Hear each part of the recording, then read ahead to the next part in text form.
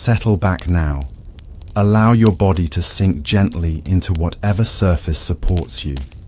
Take a slow, deep breath in and release it completely. Feel the tension melting away from your shoulders, your neck, your back.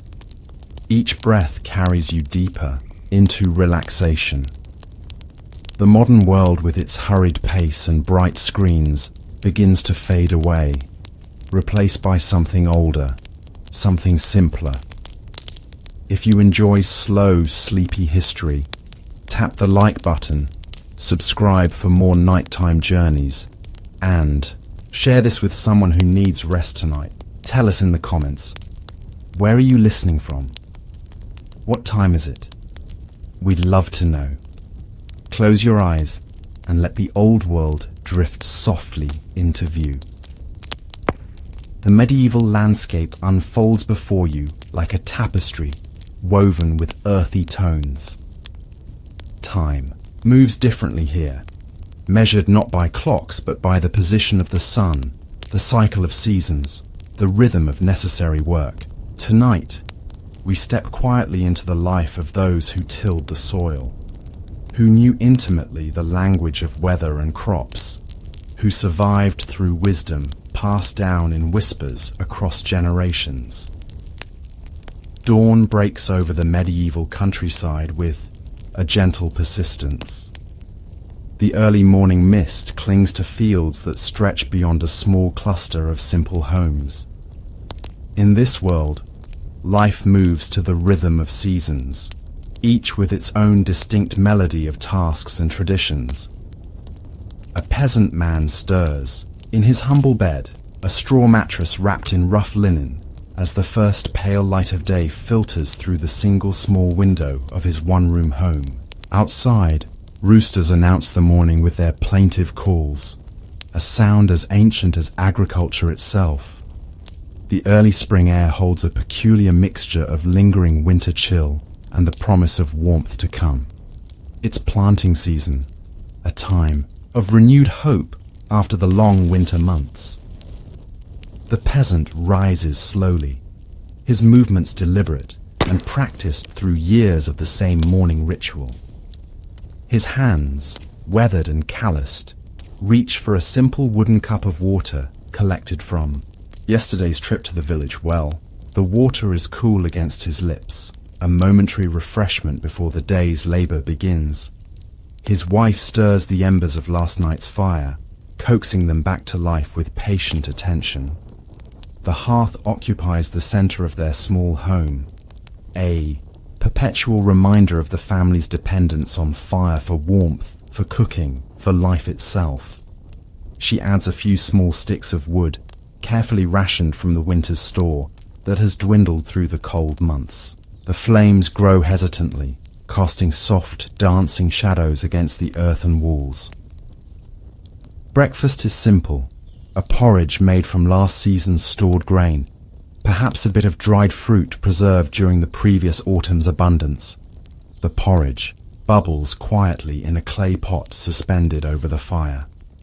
Its earthy aroma fills the small space, mingling with the scent of wood smoke that perpetually clings to everything in the home. The peasant family eats without hurry, savoring the warm food that will sustain them through the morning's work. Wooden spoons dip into a communal bowl, a practice born not just of necessity, but of the deeply ingrained sense of sharing that permeates peasant life. Outside, the village begins to stir. Other families emerge from similar homes, all facing the same daily rhythms and seasonal demands.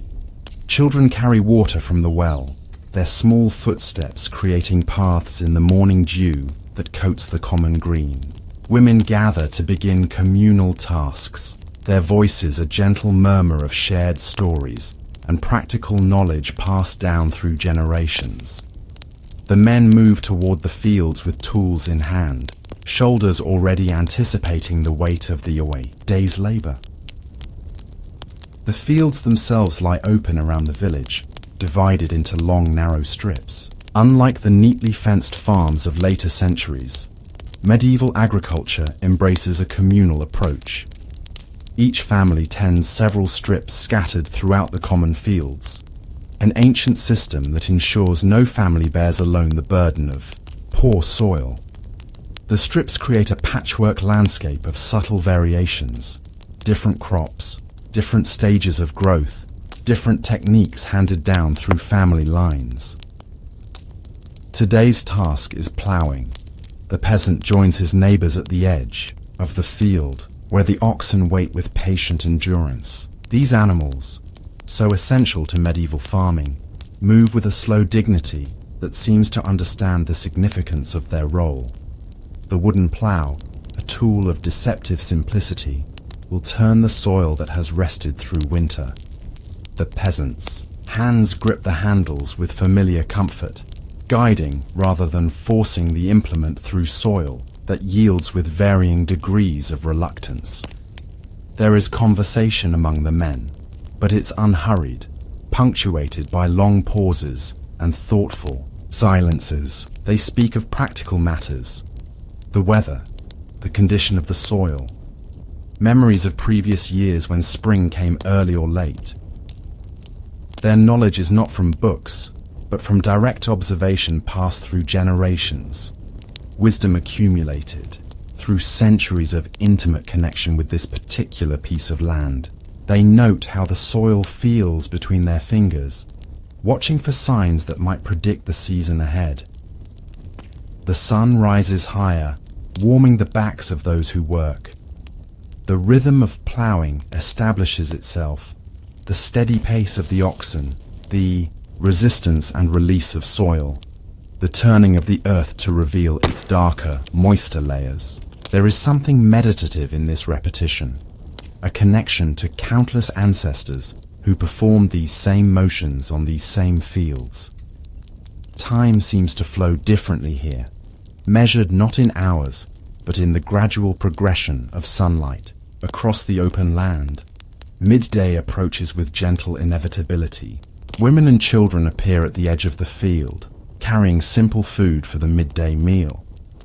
Bread baked in the communal oven days ago, perhaps a bit of cheese, some early spring greens collected from the edges of the forest. The men pause in their labor, finding seats on fallen logs or simply on the freshly turned earth itself. They eat without hurry, their conversations spanning practical concerns and occasional quiet laughter. Overhead, clouds drift across the vast sky, casting moving shadows across the fields. The peasants watch these patterns with practiced attention.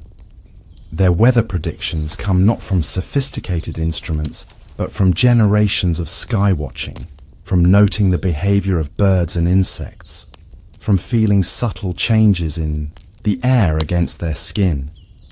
They discuss what they observe, reaching collective wisdom about whether rain might come, whether tomorrow's work should be adjusted.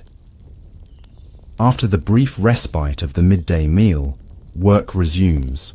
The afternoon brings a shift in tasks. Some continue ploughing, while others begin the careful work of sowing seeds. The sower walks with measured stride, his hand dipping into a cloth bag slung across his body. With a practiced motion born of years, of experience, he casts the seeds in a careful arc, distributing them with a precision that appears effortless, but represents a lifetime of learned skill. Not too many, not too few. Each handful of precious seed must be placed to maximize the eventual harvest. Children participate in their own way, learning through observation and gradually increasing responsibility. A young boy follows behind. The sowers, guiding a simple brush harrow to cover the seeds with soil. A girl slightly older walks the edges of the field, watching for birds that might steal the newly sown seeds. The transmission of agricultural knowledge happens not through formal instruction, but through this daily immersion, this gradual incorporation into the necessary rhythms of survival. As afternoon progresses toward evening, the quality of light changes. The sun's angle creates longer shadows, and the workers' movements adjust to the day's natural conclusion. There's no arbitrary end to the workday, no bell or whistle to signal it's time to stop. Instead, there's a collective sensing of completion, of having accomplished what this particular day allowed. Tools are gathered, oxen are led back to their enclosures, and the villagers move homeward with the satisfied weariness that comes from necessary labor. The return to the village brings its own gentle rituals. At the edge of the settlement, a small stream provides water for washing away the day's accumulated soil. Men rinse hands and faces, the cool water refreshing against skin warmed by sun and effort. Women gather at the communal well, collecting water for the evening's needs, while exchanging the small news of the day. Children play quiet games in the last light, their energy seemingly undiminished despite having contributed their own labor to the day's work. Evening brings the preparation of the day's main meal. Inside the peasant's home, his wife adds vegetables from their small garden plot to a pot of slowly simmering broth. Perhaps there are a few dried beans from last year's harvest, reconstituted through patient soaking. The food is simple but sustaining, its flavors enhanced by herbs grown at the edge of their dooryard. The family gathers around the hearth as daylight fades, drawn to both the practical warmth of the fire and the deeper warmth of shared presence. Supper is eaten from wooden bowls, the family seated on simple stools or benches crafted by hands. Within this same community, conversation is unhurried, focusing on the day's small events, plans for tomorrow's work, observations about the progress of the season. There's a gentle continuity to these discussions, connecting this day to all, the days that came before and all those yet to come. In this world before artificial light extended activity long into the night, the natural rhythm of daylight shapes all aspects of life.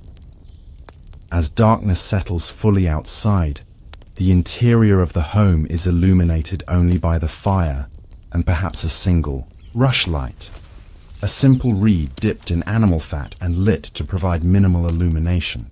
The family uses this time for necessary indoor tasks. The man repairs a leather strap for his tools, his fingers working by touch and memory as much as by sight. His wife spins wool into thread, the spindle turning with hypnotic regularity. Children listen to stories told in the oral tradition, tales that entertain while simultaneously passing down essential cultural knowledge and moral guidance. Sleep comes early in this world governed by natural light. The family settles onto their shared sleeping platform, a raised wooden surface covered with straw-filled mattresses and whatever blankets the household possesses. The fire is banked to last through the night, providing minimal warmth while conserving precious fuel. The darkness is complete in a way rarely experienced in our modern world. No streetlights, no digital glows, just the profound darkness of the medieval night, occasionally illuminated by moonlight filtering through the small window. As they drift towards sleep, the sounds of the village settle into nighttime patterns. A dog barks in the distance. The livestock in nearby shelters shift and settle. Perhaps an owl calls from the forest edge. These sounds have accompanied human sleep for countless generations. A familiar auditory landscape that signals all is, as it should be in their small corner of the medieval world. The spring season progresses with its own particular tempo. Days lengthen gradually, providing more time for the essential work of planting and tending. The fields transform from bare earth to delicate green shoots that require constant attention. Weeding becomes the primary task, a seemingly endless battle against unwanted plants that would compete with precious crops for soil nutrients. This work is primarily done by hand, requiring a patient stooping posture for hours at a time. The peasant family moves through their scattered strips of land, fingers deftly distinguishing between the intentionally planted crops and the persistent weeds. Children play a crucial role in this season, scaring birds away from newly sprouting fields. They create simple noisemakers from pieces of wood and metal, or simply shout and wave their arms when birds descend. This task, assigned to the youngest capable members of the community, allows adults to focus on more skilled labor, while ensuring everyone contributes to the collective survival. The children move between watching the fields and engaging in play that mimics the adult work they observe, gradually absorbing the knowledge they will need as they grow. Late spring brings the first fresh foods after winter's preserved provisions. Wild greens gathered from field edges and forest boundaries add welcome freshness to the family's meals. Perhaps there are early vegetables from the garden plot adjacent to their home, young onions, tender greens, that supplement the dwindling stores of winter grain. The tastes of these first fresh foods hold a particular delight after months of dried and preserved sustenance. The transition to summer happens not with the sudden shift of a calendar page, but with subtle environmental changes noted by experienced observers. The peasant recognizes the particular slant of sunlight, the specific warmth in the air, the behaviors of birds and insects that signal summer's arrival. The crops in the fields grow taller, their color deepening to a richer green. The days stretch to their longest, providing extended hours for necessary labor. Summer mornings begin even earlier, with first light rousing the village to activity before the heat of the day intensifies. The peasant and his family rise with the dawn, taking advantage of the cooler hours for the most strenuous work. The rhythm of daily life adjusts to accommodate the season's particular challenges and opportunities. Work might pause during the hottest midday hours, resuming in the long golden evening light that extends well past the evening meal. The summer forest offers its own gifts. Perhaps berries that children gather in small baskets, mushrooms collected by those with the specialized knowledge to distinguish edible varieties from dangerous lookalikes. These forest forays combine practicality with a welcome change from field labor, the dappled shade offering relief from the open sun of the agricultural lands. The family's diet expands with these seasonal offerings, each one appearing in its own time, enjoyed briefly, and then gone until the next year's cycle. The garden adjacent to their home requires constant attention through the summer months. Unlike the grain fields with their single annual harvest, the garden provides ongoing sustenance throughout the growing season. Vegetables are harvested as they reach maturity. New seeds are planted in succession. Watering is done by hand with precious liquid carried from the village well. This work falls primarily to the women and children, creating a separate agricultural rhythm that complements the fieldwork performed mainly by men. High summer brings haying, the cutting and drying of grass from meadows to provide winter fodder for livestock. This task has particular urgency, requiring good weather and many hands working together. The men swing scythes in a choreographed rhythm, each person maintaining their own space while contributing to the collective progress across the meadow. Women and children follow behind, using wooden rakes to turn the cut grass for even drying. The community aspect of medieval agriculture becomes most visible during these intensive seasonal tasks, when individual family labor gives way to collective effort. Evenings in summer have their own particular quality. The extended daylight allows for social gathering after the day's work is complete. Perhaps there is music, simple instruments played by those with the skill, singing that requires no special training but expresses the deep emotions of people whose lives are intimately connected to the land's rhythms.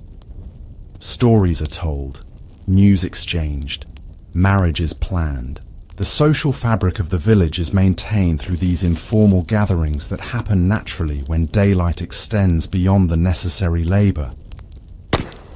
The harvest season approaches with its own signals.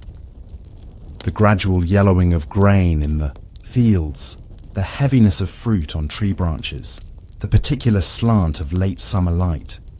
There's a quickening pace to village life as this crucial time approaches. Tools are prepared, plans made for the intensive work ahead. The success of the harvest will determine much about the year to come, creating an anticipatory tension that underlies daily activities.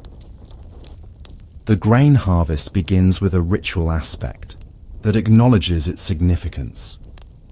Perhaps the village priest blesses the fields before the first cutting, or traditional songs are sung as the work begins.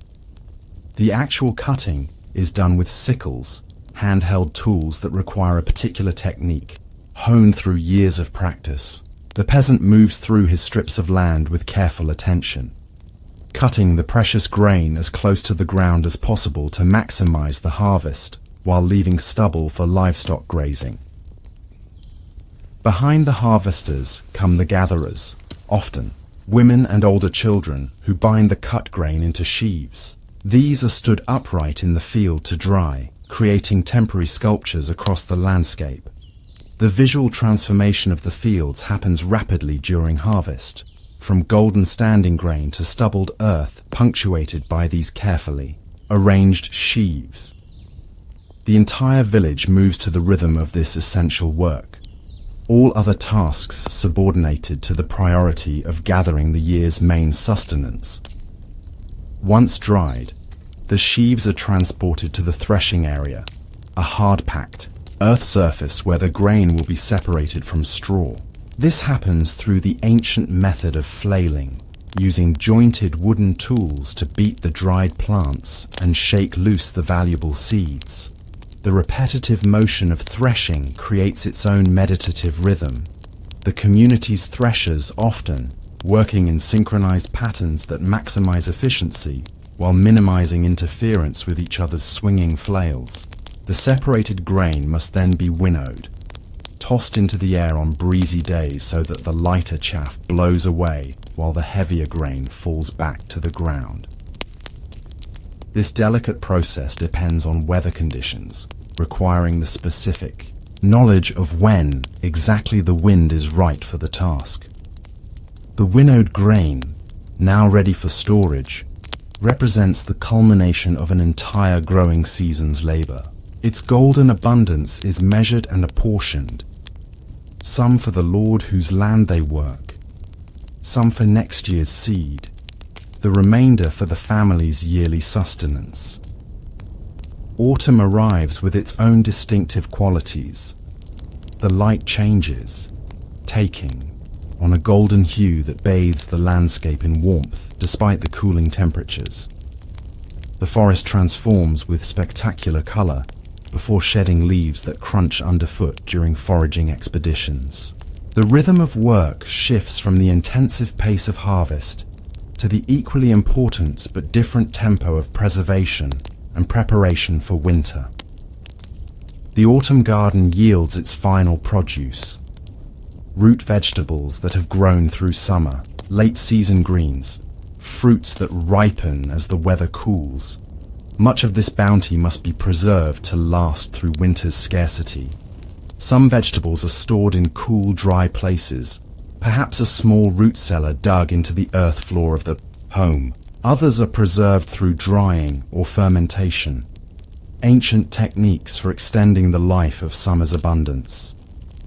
The forest offers its own autumn gifts: nuts gathered from beneath trees, late mushrooms with their distinctive flavors, perhaps medicinal herbs identified by those with specialized knowledge. Children scramble beneath oak and beech trees, collecting acorns and beech nuts that can be processed to supplement winter meals. The family's pigs are driven into the forest for pannage, feeding on fallen acorns and beech mast that converts this woodland bounty into valuable winter meat. Preparation of fields for their winter rest becomes the focus of agricultural labor. The peasant ploughs under crop residue, perhaps plants a cover crop in some areas, leaves other fields to benefit from winter's natural processes. This work has less urgency than planting or harvesting, but represents essential care for the land that sustains the community. The open field system requires coordination between neighbours, ensuring all agree on which fields will lie fallow in the coming year, which will be planted with winter crops, which will wait for spring sowing. As daylight diminishes, more time is spent indoors. Evening activities shift to essential craft work performed by firelight, repairing tools, making candles from carefully saved animal fat, spinning wool and weaving cloth.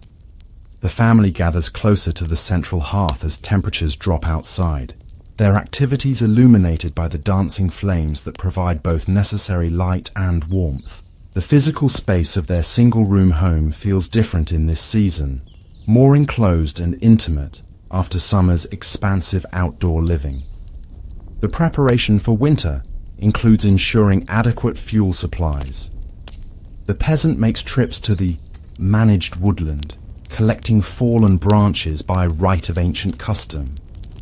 Perhaps once yearly, there's a more substantial harvest of wood, carefully selected trees felled with permission from the land's owner. This wood is cut to appropriate sizes for the hearth, stacked to dry near the home, its quantity constantly assessed against the family's estimation of winter's duration and severity. Like so much in medieval life, this calculation balances immediate need against future security with no certainty about what the seasons might bring. Winter arrives with its own distinctive rhythm. The landscape transforms under frost or snow. Fieldwork becomes largely impossible, and the focus shifts to indoor tasks and maintenance of essential systems. The family rises later with the delayed dawn, conserving precious lamp oil and fuel. The day's first task is reviving the fire that has been carefully banked overnight to preserve embers. The peasant or his wife kneels before the hearth, gently blowing on the covered coals, adding small kindling with patient attention until flames reappear to warm the chilled interior. Winter meals depend on what has been preserved: dried vegetables, reconstituted in pottage, stored grain ground into flour for bread, perhaps smoked or salted meat used sparingly to flavor otherwise plain dishes. The crucial importance of harvest and preservation becomes starkly apparent during these months, when the land offers little new sustenance. The family eats from stored provisions with careful attention to making them last until spring brings fresh possibilities. Though fieldwork pauses, other essential labor continues through winter. Animals must be tended daily, fed from stored hay, provided with unfrozen water, their shelters maintained against winter storms. These tasks take the peasant outdoors regardless of weather, following paths worn through snow or mud to the simple structures that house livestock. The animals represent both significant investment and ongoing relationship, each one known individually, its needs and temperament familiar through daily interaction. Indoor winter work follows its own particular patterns. This is the season for major textile production, spinning wool into thread, weaving thread into cloth on simple looms, sewing garments to replace those worn beyond repair. Such work is often communal, neighboring women gathering in homes that can accommodate their numbers, combining practical labor with social connection during the season of greatest isolation. Stories are exchanged, songs shared, marriages arranged, disputes resolved, all while hands remain busy with essential craft work. Men focus on tool repair and creation during these quieter months. A broken plowshare is mended, new handles attached to old implements, baskets woven for next season's harvests. Some specialized crafts become the focus of winter work, Perhaps wood carving that transforms simple utensils into objects of beauty as well as function, or leatherwork that repairs harnesses and creates new shoes from carefully tanned hides. The craftwork of winter prepares the physical tools necessary for spring's renewed agricultural cycle.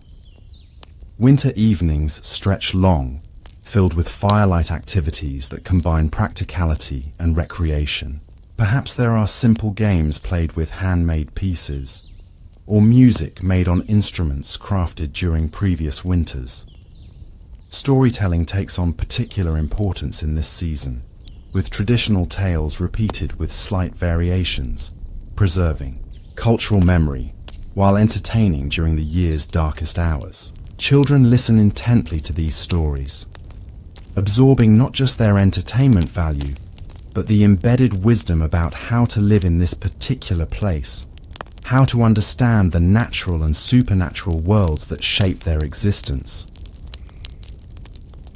Religious observances punctuate the winter season, providing structure and meaning during what might otherwise be months of tedium. The Christmas celebration brings special foods saved for this purpose. Perhaps extra candles for illumination, communal gathering in the village church. Other saints' days offer similar interruptions to daily routine, combining spiritual significance with practical opportunities for community connection during the isolating winter months. The winter solstice passes, largely unmarked in Christian medieval life, yet nonetheless significant in the gradual lengthening of days that follows. The peasant family notes these subtle changes, light lingering slightly longer each evening, dawn arriving marginally earlier each morning. Though the coldest weather often comes after solstice, there's psychological comfort in the visible evidence that the light is returning, that the wheel of the year continues its ancient turning. Late winter brings its own particular challenges. Stored food begins to dwindle, creating anxiety about whether provisions will last until new growth appears. The family might reduce portions, extending their supplies through careful management. Wild foods become increasingly important. Early, plants that can be gathered at winter's edge. Perhaps small game if the peasant has rights to hunt in designated areas. The physical toll of winter's cold and nutritional limitations becomes visible in thinner faces and conserved energy. Yet even in these leanest times, preparation for spring begins. Seeds saved from previous harvests are sorted and counted. Tools are given final repairs. Plans are made for which crops will be planted where. The mental shift toward the growing season happens before any physical evidence appears in the landscape. Conversations turn increasingly toward the work ahead, reconnecting the family to the continuing cycle that has sustained countless generations before them. And then, almost imperceptibly at first, spring returns. Early flowers appear in protected places. Birds change their songs and behavior. The quality of light shifts toward the warmer spectrum. The medieval peasant, attuned to these subtle signals, through lifelong observation, recognizes the transition before any calendar would mark it. The family begins to shift their activities outward again, emerging from winter's necessary confinement to reconnect with the land that defines their existence. The rhythm completes itself and begins anew. The first tentative work in fields, still, partially frozen, the careful monitoring of soil temperature and moisture, the gradual return to the full agricultural cycle.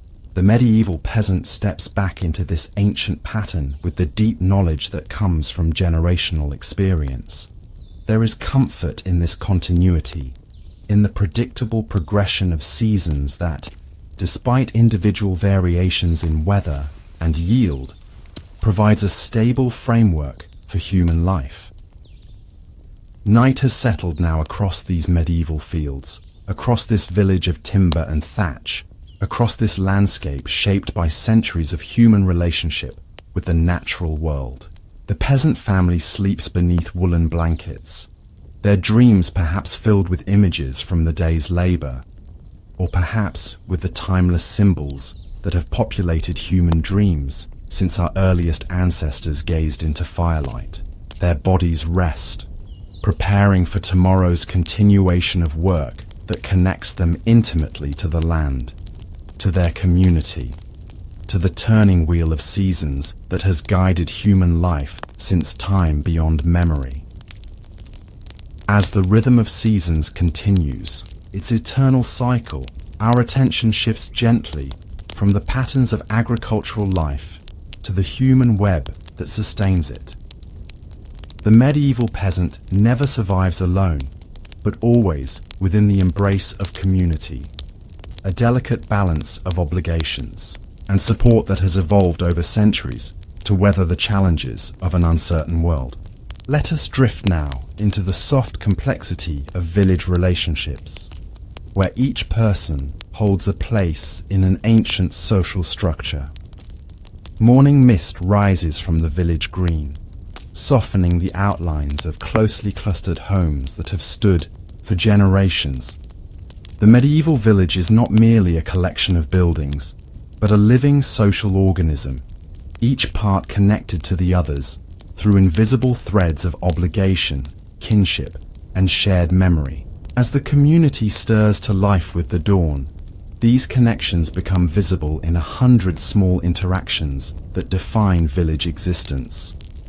An older woman nods to a younger one at the well, silently acknowledging both their family relationship and the younger woman's new pregnancy. A man stops to examine his neighbor's ox, offering advice on treating a minor ailment based on similar experiences with his own animals years before. Children move between households with the easy familiarity of those who recognize every face, every voice in their small world. The physical layout of the village itself reflects its communal nature. Homes cluster together rather than standing isolated, their doorways often facing a central green where livestock might graze and community gatherings occur. Gardens extend behind dwellings, separated by low fences that mark boundaries while still allowing conversation between neighbors working their plots. The surrounding fields stretch outward in their distinctive strip pattern, a landscape-scale illustration of how individual family labor contributes to collective survival. At the village edge, the transition to forest or waste ground creates another shared resource, neither fully wild nor fully domesticated, but essential to community sustenance. At the center of this physical and social landscape stands the parish church. Its stone walls and perhaps modest bell tower rise above the timber-framed or wattle and daub homes surrounding it, a visual reminder of spiritual authority and community permanence. The church building serves multiple functions beyond religious observance, a meeting place for community decisions, a landmark for travelers, a sanctuary during times of danger, a repository for collective memory through its records and rituals. As morning light strengthens, the church door opens, and the parish priest emerges to begin his day of serving both spiritual and practical needs within the community. The priest occupies a unique position in village society, simultaneously part of the community and connected to the broader ecclesiastical hierarchy. He may have grown up in this same village or a similar one nearby, understanding intimately the rhythms and challenges of peasant life. Yet his education and ordination set him apart, giving him access to knowledge and spiritual authority that none of his parishioners possess. He moves through the village with a distinctive presence, his greeting acknowledged with particular deference even by the oldest and most respected community members. Today the priest stops at several homes, checking on a new mother and her infant, visiting an elderly man confined to bed with winter ailments, discussing preparations for an upcoming religious feast with the women who will prepare special foods. His role extends beyond Sunday services to these daily interactions that weave together spiritual care with practical community support. He knows each family's circumstances, their relationships to one another, their particular strengths and struggles. This knowledge allows him to mediate disputes, offer counsel tailored to individual situations, and represent community needs to higher ecclesiastical or secular authorities when necessary. Near the church stands another significant building, the Manor House, where the Lord's representative conducts business related to the agricultural lands that support both peasant subsistence and aristocratic privilege. The Lord himself may be absent, perhaps holding multiple manors with only occasional visits to this particular one. In his place, a steward or bailiff oversees the complex system of rights and obligations that structure medieval agricultural production. Inside the manor house, the bailiff consults records kept on parchment, tracking what each family owes in labor service and produce. The manorial system that organizes medieval rural life depends on these careful accounts. These documented relationships between those who work the land and those who claim ownership of it. Today, several village men arrive, removing caps as they enter, to discuss a boundary dispute between their strips in the common fields. The bailiff listens with practiced attention, his judgment informed by both written records and the community's oral history of land use patterns. The relationship between villagers and manorial authority exists in delicate balance. The Lord's representative holds significant power, collecting dues, enforcing labor obligations, mediating certain types of disputes. Yet this power operates within traditional frameworks that protect peasant rights as well.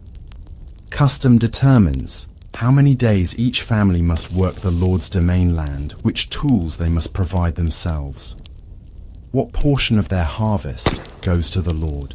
These customs, evolved over generations, provide a measure of predictability in an otherwise uncertain world. Beyond the formal structures of church and manor, the village community organizes itself through less visible but equally important systems. Kinship networks form the foundation, with extended families connected through complex patterns of marriage across generations. The elderly widow living alone is never truly isolated.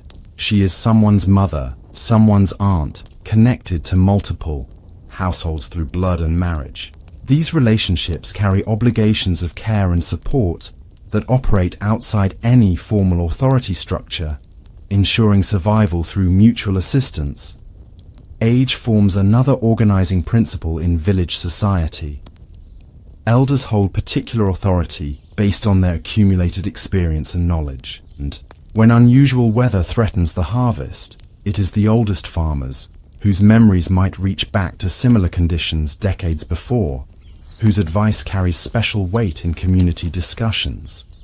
When a child falls ill with unfamiliar symptoms, it is the eldest women whose plant knowledge and healing practices are sought first.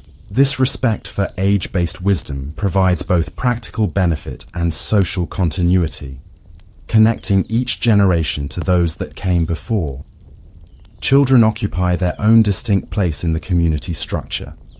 From an early age, they participate in productive labor appropriate to their developing capabilities, gathering eggs, scaring birds from fields, collecting firewood.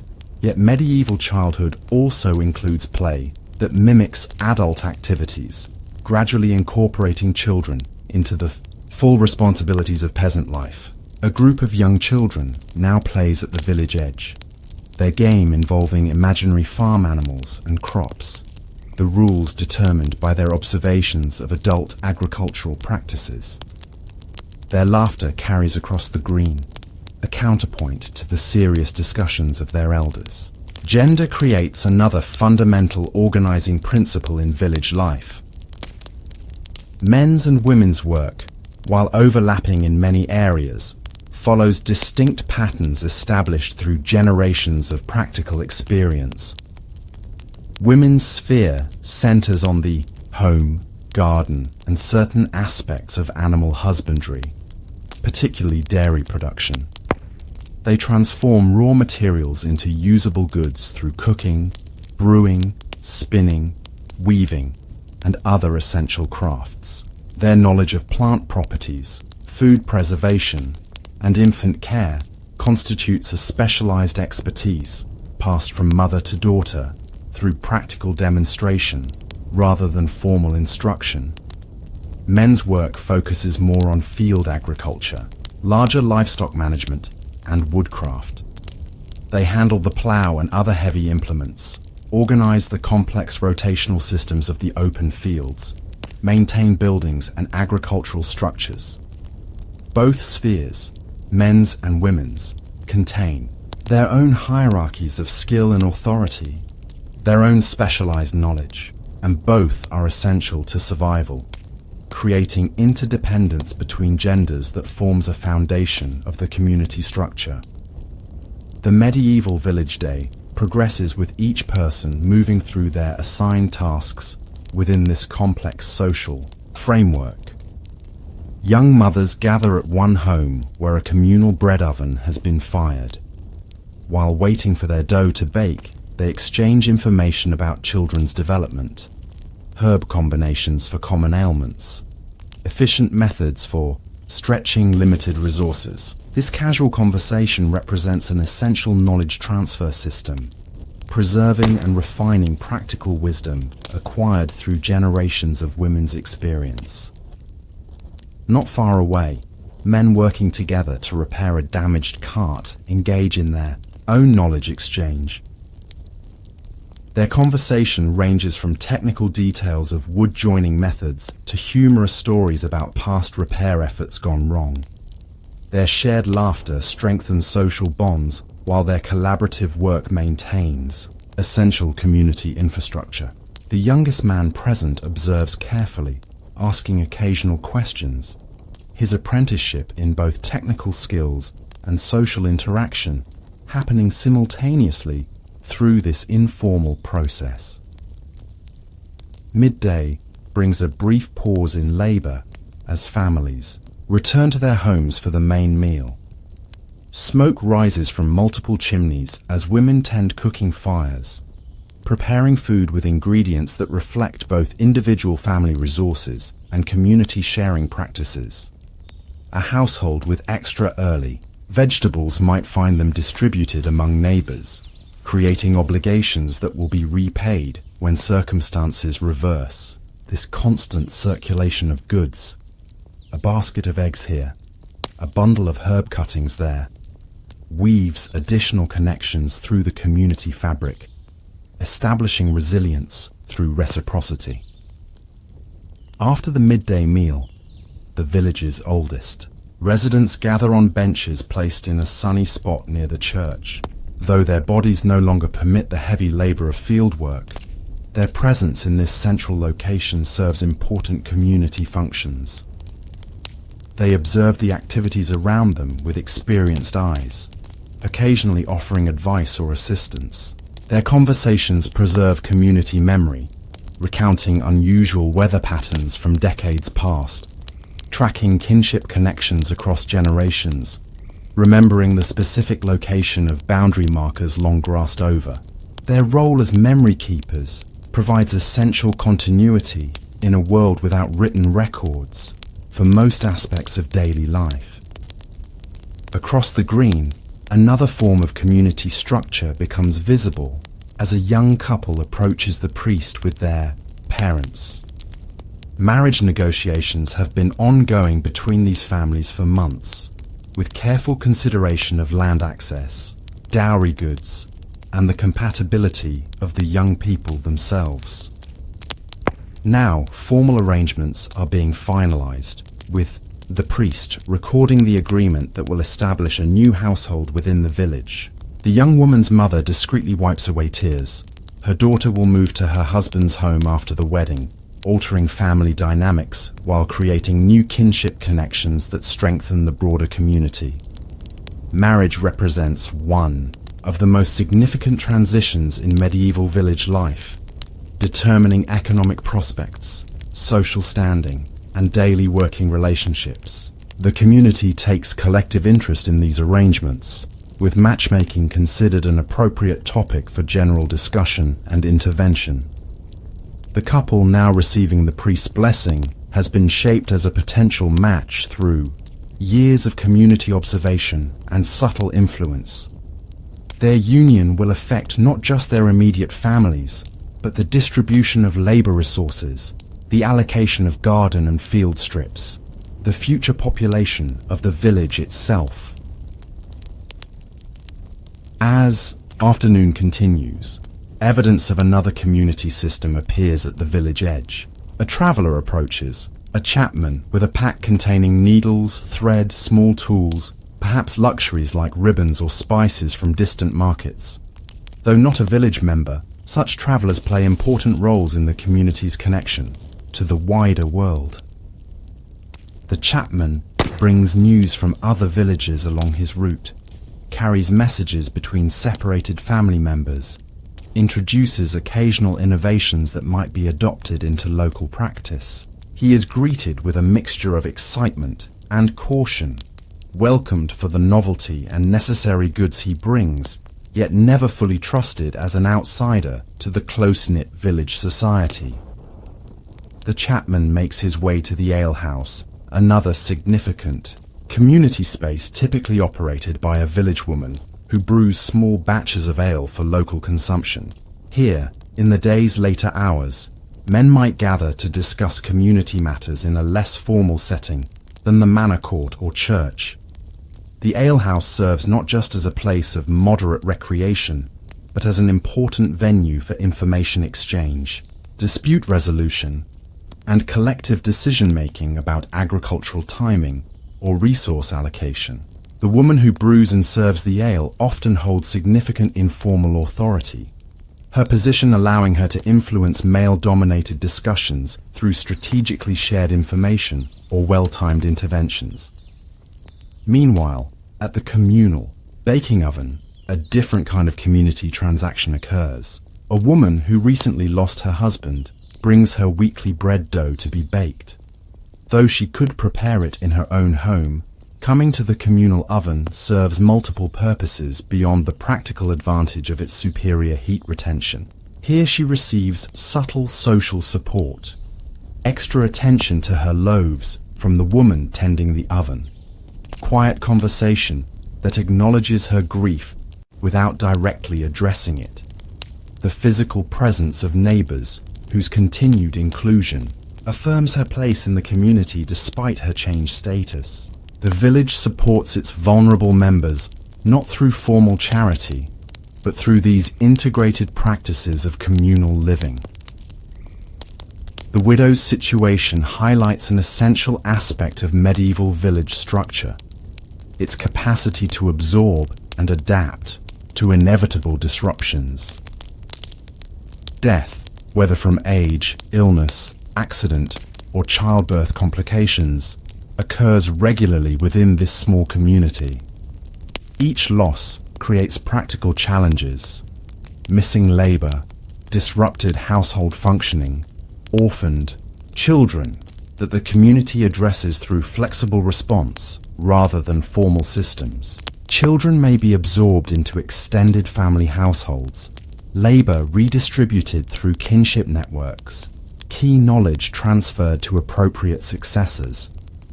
These adaptations happen organically within existing social structures, preserving community continuity despite individual losses. Late afternoon brings increased activity to the village green as livestock return from grazing. The community's collective herd management becomes visible as animals are sorted to their respective owners' small enclosures.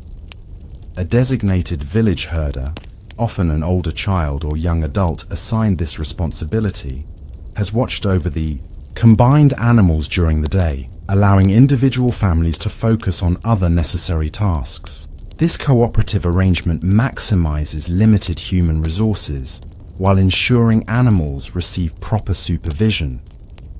As the herder returns the animals, brief exchanges with various owners convey information about each animal's condition and behavior, maintaining the network of shared knowledge that sustains community agriculture.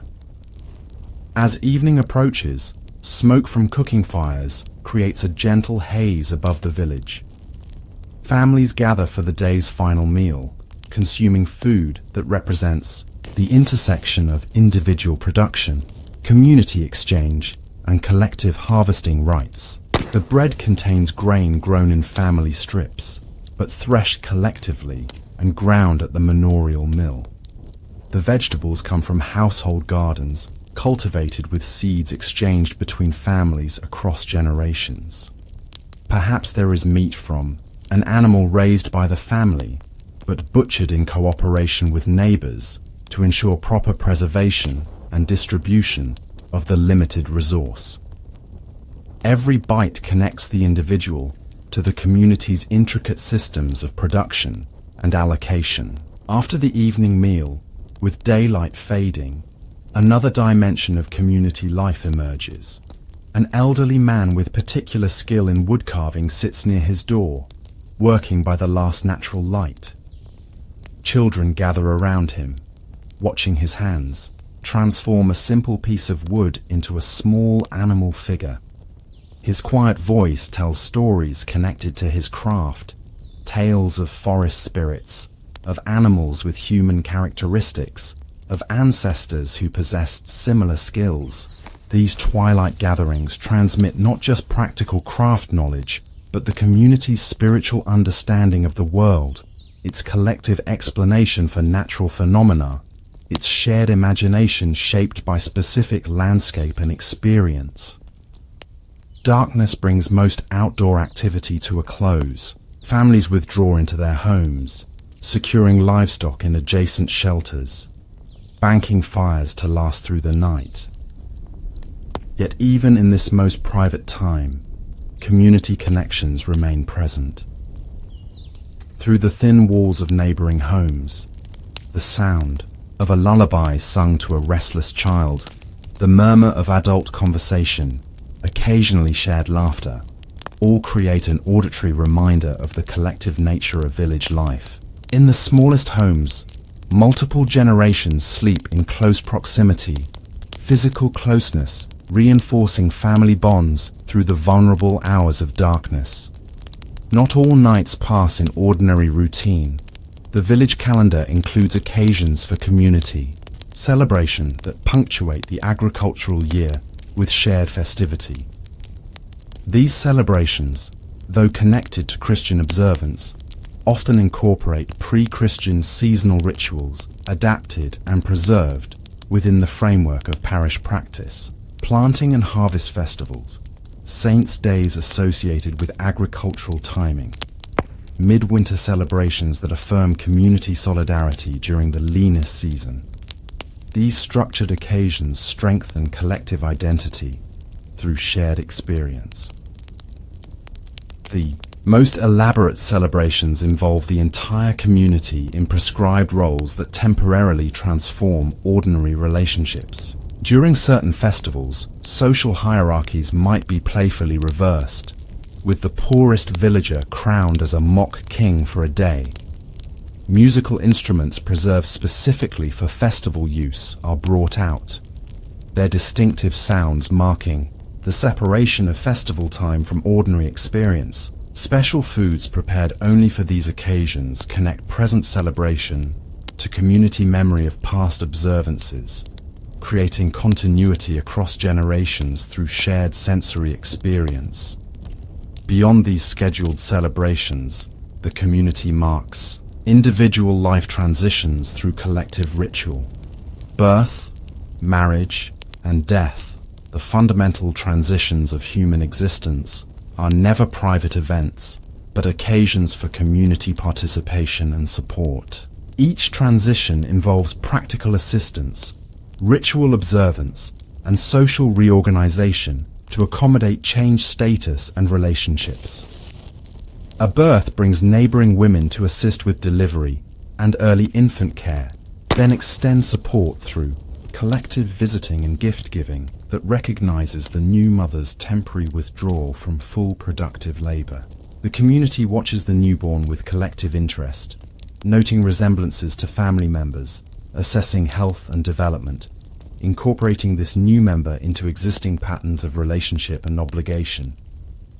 Marriage, beyond its practical arrangements, involves the entire community in celebration that symbolically transfers the couple from their birth families to their new status. The procession between brides and grooms' homes, the communal feast with contributions from multiple households, the music and dancing that may continue late into the night, all affirm community support for this new household while reinforcing collective identity through shared celebration. Death brings another form of community mobilization. Practical tasks, preparing the body, constructing the coffin, digging the grave, are distributed among neighbors according to established custom. The entire village participates in the funeral procession and service, regardless of their personal closeness to the deceased. Following burial, a communal meal acknowledges both grief and continuity, with conversation that often includes storytelling about the deceased, preserving their memory within community consciousness. These life transitions highlight the medieval village's integration of practical function, social structure, and spiritual understanding. In a world without institutional separation between these aspects of existence, the community provides material support, social context, and meaning-making frameworks for its members' most significant experiences. The individual never faces major life events in isolation, but always within this multi-layered community embrace. The spiritual dimension of community life extends beyond formal religious observance to include shared understanding of the natural and supernatural worlds. Medieval villagers inhabit a landscape alive with meaning. Certain trees known to have healing properties, particular water sources believed to offer special benefits, specific locations associated with legendary events or supernatural presence. This collective spiritual geography, passed through oral tradition and direct experience, creates another layer of shared identity and understanding. Spiritual practices incorporate elements of formal Christianity alongside older traditions preserved. Within family and community custom, a mother might take her feverish child to church for priestly blessing, while also applying herbal remedies prepared with incantations learned from her grandmother. A farmer might attend Mass before planting and also place specific objects in the first furrow according to practices passed down through generations of his family. These layered approaches reflect the community's practical integration of multiple knowledge systems and spiritual resources. The community also shares collective responses to threats and crises that affect all members.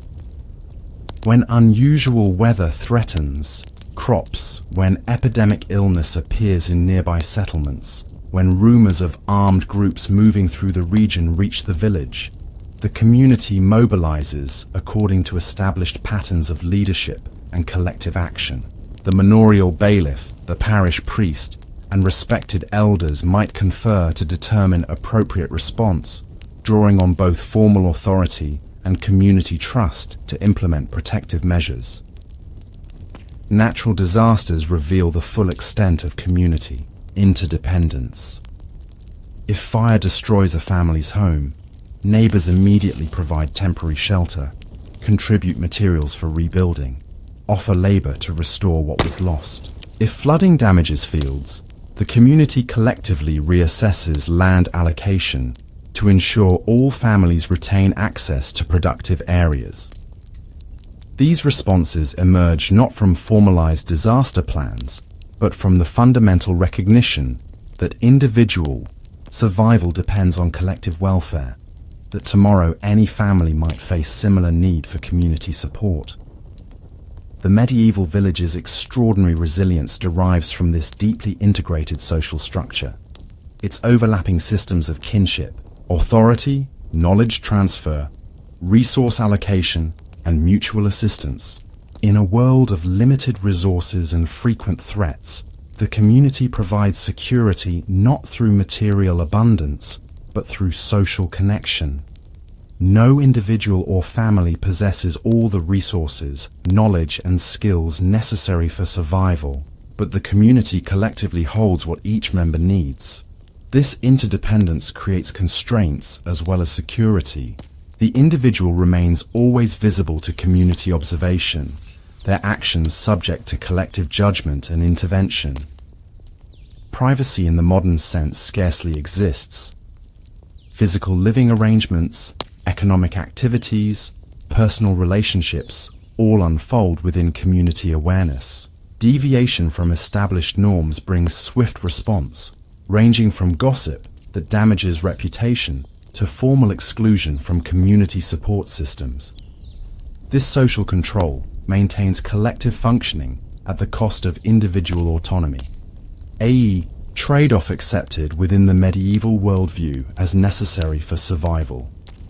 Yet within these constraints, the medieval village community offers profound belonging, a secure place in a coherent social world, a known role in collective enterprise, a share in communal identity that extends beyond individual lifespan. Each person's labor contributes visibly to community sustenance. Each family's participation in ritual and celebration strengthens collective bonds. Each generation's transmission of knowledge ensures community continuity. This embedded existence, while lacking modern conceptions of individual freedom, provides forms of security and meaning increasingly rare in contemporary experience. As night fully envelops the village, its communal nature remains visible even in darkness. A single lantern moves between houses, perhaps the priest called to administer last rites, or a midwife summoned to assist a birth. These nighttime emergencies activate community support systems that transcend ordinary daily schedules.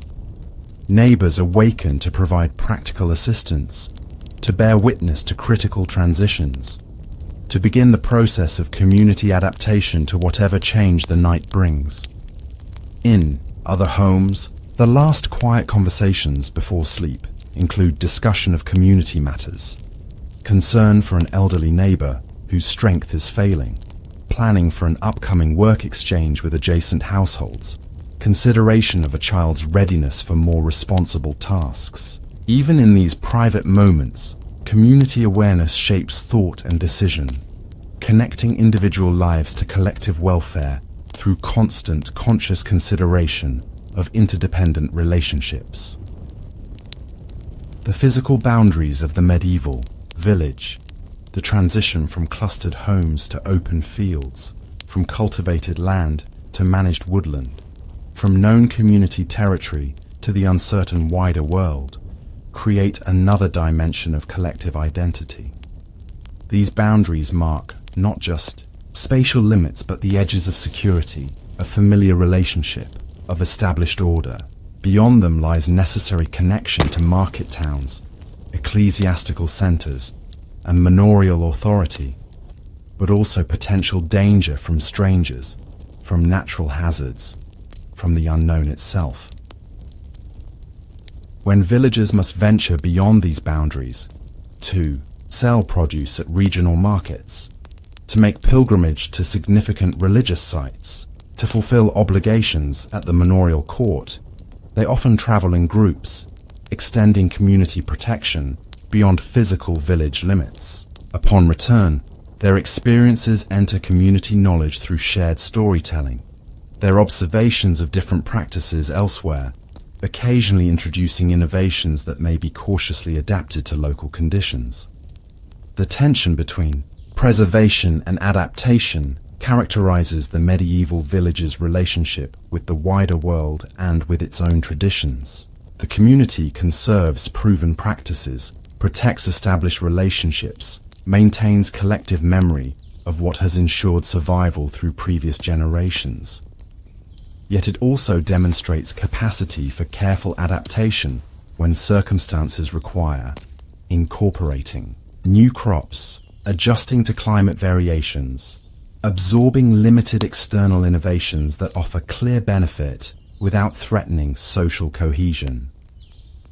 This balance of conservation and adaptation extends to the community's relationship with surrounding natural environments. Medieval villagers neither romanticize nor seek to dominate nature, but engage in practical, knowledge-based interaction with the landscapes that sustain them. They observe natural patterns with careful attention, timing agricultural activities to environmental cues rather than calendar dates. They manage woodland through selective harvesting that preserves future growth, maintain field fertility through complex rotational systems, protect water sources through collective regulation of use and contamination. The intimate knowledge of local environments passes through generations, creating accumulated wisdom about specific landscapes. Which slopes drain earliest after winter, rains which forest areas produce particular medicinal plants, which meadows provide the most nutritious hay. This place-based knowledge, developed through centuries of close observation and practical experience, represents one of the medieval community's most valuable collective possessions, though it exists primarily in memory and practice rather than written documentation. As night deepens across this medieval landscape, the village community continues its existence even in sleep. Dreams incorporate elements of shared experience and collective imagination. Saints and spirits from community, stories, anticipated seasonal activities, remembered celebrations. The concerns and hopes that shape these dreams reflect not just individual circumstances, but community conditions. The state of crops, the health of livestock, the stability of relationships that affect collective welfare. And through the night, the physical reality of the village itself, its clustered homes, its church, its surrounding fields shaped by centuries of human labor, stands as tangible manifestation of community persistence through time. Many individual lives have come and gone, yet the community continues, adapting to change while preserving essential structures and relationships. The sleeping villagers are momentary participants in this continuing collective existence, their individual contributions adding to accumulated community experience that stretches backward through remembered history and forward into imagined future. Dawn will bring renewed activity, the resumption of daily patterns that maintain both individual, households, and community connections. Each person will move through another day of medieval village life, carrying their particular responsibilities within the intricately interconnected social whole. Their individual actions, planting seeds, tending children, repairing tools, preparing food, gain meaning and security through their embedding in collective purpose, in shared understanding, in the resilient community that has evolved precisely to ensure survival in an uncertain world. As the medieval village settles into night's embrace, our attention turns inward, crossing the threshold of a humble dwelling where so much of peasant life unfolds. Within these simple walls, beneath these thatched roofs, generations have crafted daily existence through practical wisdom and careful attention to the materials their world provides. Let us step quietly inside, where firelight casts gentle shadows, and everyday objects tell stories of ingenuity and endurance. The low doorway requires a slight stoop to enter, a physical transition that separates the outside world from the intimate space of the medieval peasant home. Sunlight filters through the open door, illuminating dancing dust motes and casting soft light across the dwelling's single room. This modest structure, though simple in form, represents generations of accumulated knowledge about working with available materials to create shelter suited to specific climate, landscape, and human needs. Every element of its construction tells a story of practical wisdom, of solutions refined through centuries of trial and adaptation. The walls rise from a foundation of local stone, gathered from fields or nearby outcroppings, carefully selected for relatively flat surfaces that can be stacked with stability. Above this stone base, the structure follows regional tradition, perhaps wattle and daub with its woven wooden lattice covered by a mixture of clay, straw, and animal dung, or timber framing with spaces filled by similar materials. Or in some regions, walls built entirely of stone or earth. Whatever the method, the materials come from the immediate landscape, harvested and processed through community knowledge of their proper selection, timing, and preparation. The roof above creates a protective envelope, its materials again reflecting local resources. Perhaps thatch made from reeds or straw, carefully bundled and secured in overlapping layers that shed rain, while insulating against both summer heat and winter cold. The roof's steep pitch allows precipitation to run off quickly, preventing moisture from penetrating the organic materials. At the peak, small openings permit smoke from the central hearth to escape, though much of it filters gradually through. The thatch itself, the soot particles helping to preserve the roofing material against insects and rot. Looking upward from inside, the roof structure reveals the elegant simplicity of medieval building techniques. Wooden beams, hand-hewn from forest trees, form the primary support. Smaller rafters extend from these main timbers, creating the framework that supports the roof covering. Each joint represents specific knowledge of wood properties and structural principles, knowledge transmitted not through written instruction, but through direct observation and guided practice. Perhaps there are carved marks at certain junction points, the personal signature of the carpenter who shaped these timbers, or symbolic patterns believed to provide spiritual protection for the dwelling. The floor beneath underscores the home's connection to earth itself, packed clay in many regions, perhaps strewn with rushes or dried herbs that release fragrance when walked upon, while providing minimal insulation from ground moisture and cold. In some areas, flat stones might form a rudimentary surface in heavy-use areas near the hearth or door. This direct contact with earth creates constant maintenance requirements as the floor surface wears from daily activity, but also connects inhabitants physically to the land that sustains all aspects of their lives. At the center of this single-room dwelling stands its literal and symbolic heart, the open hearth where fire transforms raw ingredients into nourishment, where light pushes back darkness, where warmth makes winter survivable.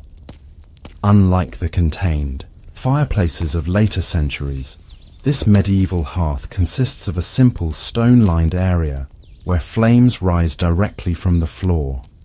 Above it hangs an adjustable pot hook suspended from roof beams, allowing cooking vessels to be raised or lowered, depending on the heat needed for different preparations.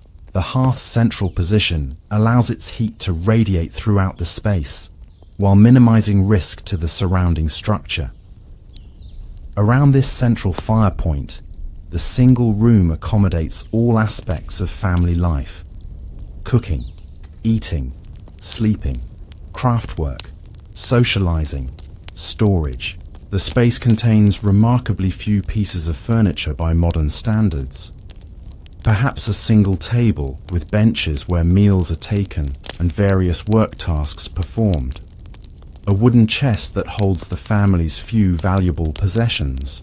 Special clothing. For religious occasions, perhaps a metal tool or two. Any documents relating to their land tenure.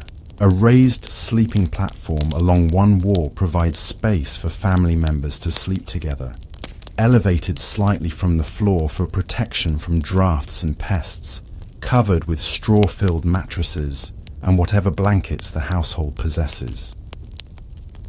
Near the hearth stand the essential tools of food preparation: earthenware cooking pots of various sizes, perhaps a metal cauldron if the family can afford it, wooden bowls and spoons carved from local hardwood, possibly a copper or iron frying pan, used for special preparations. These cooking implements show evidence of long use and multiple repairs. A crack in a clay pot mended with natural adhesive, a wooden handle rewrapped where it joins the metal pan base. Each item represents significant value in a world where replacements require substantial investment of materials, time, and specialized skill. Hanging from the walls or roof beams, additional implements essential to daily life create a functional interior landscape. Perhaps iron or wooden tools for fire management, baskets woven from local materials for gathering and storage, earthenware containers for preserved foods, bundles of dried herbs and plants for cooking, medicine, and household use. Most of these items show signs of home production or repair. Baskets rewoven where handles have worn, pottery vessels whose shapes reflect local clay properties and traditional forming techniques, wooden implements smoothed by generations of. Handling storage occupies carefully planned locations throughout the space. Dried foods hang from roof beams, taking advantage of vertical space while remaining accessible and protected from floor-dwelling pests. Root vegetables might be stored in a small pit dug into the floor and lined with straw. Seeds saved for next. Season's planting are kept in specially made containers, placed away from moisture and excessive heat. Larger stores of grain might be kept in a separate small structure adjacent to the home or in community storage facilities, but small amounts for immediate use remain within the dwelling, often in wooden containers raised slightly off the ground.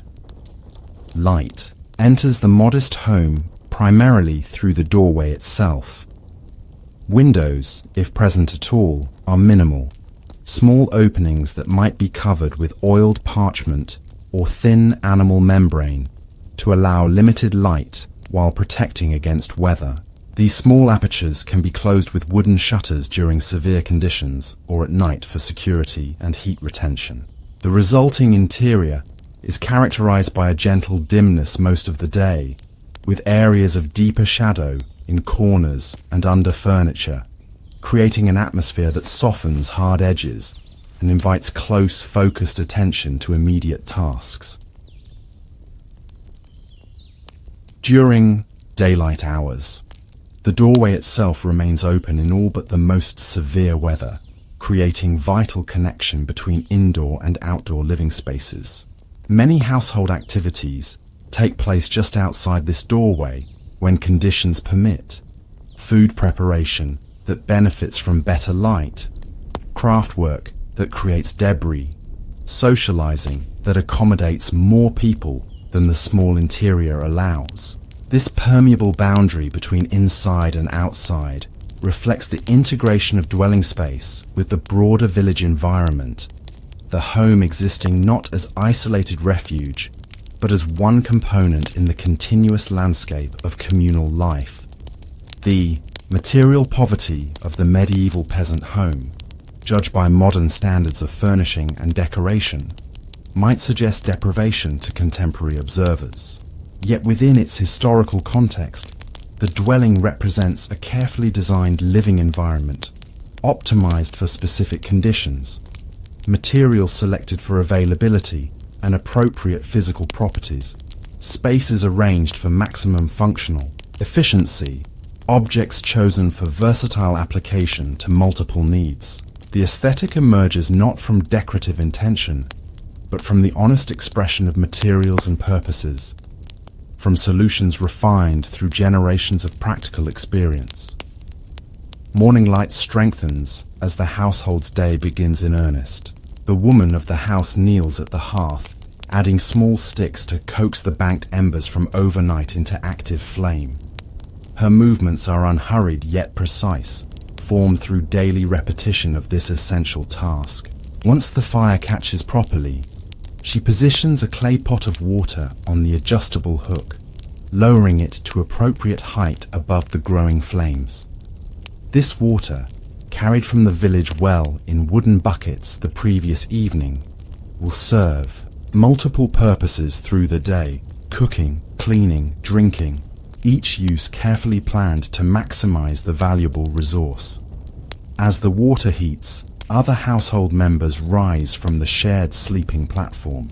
The space that served as communal bedroom transforms immediately to daytime function through simple rearrangement, bedding rolled and stored along the wall.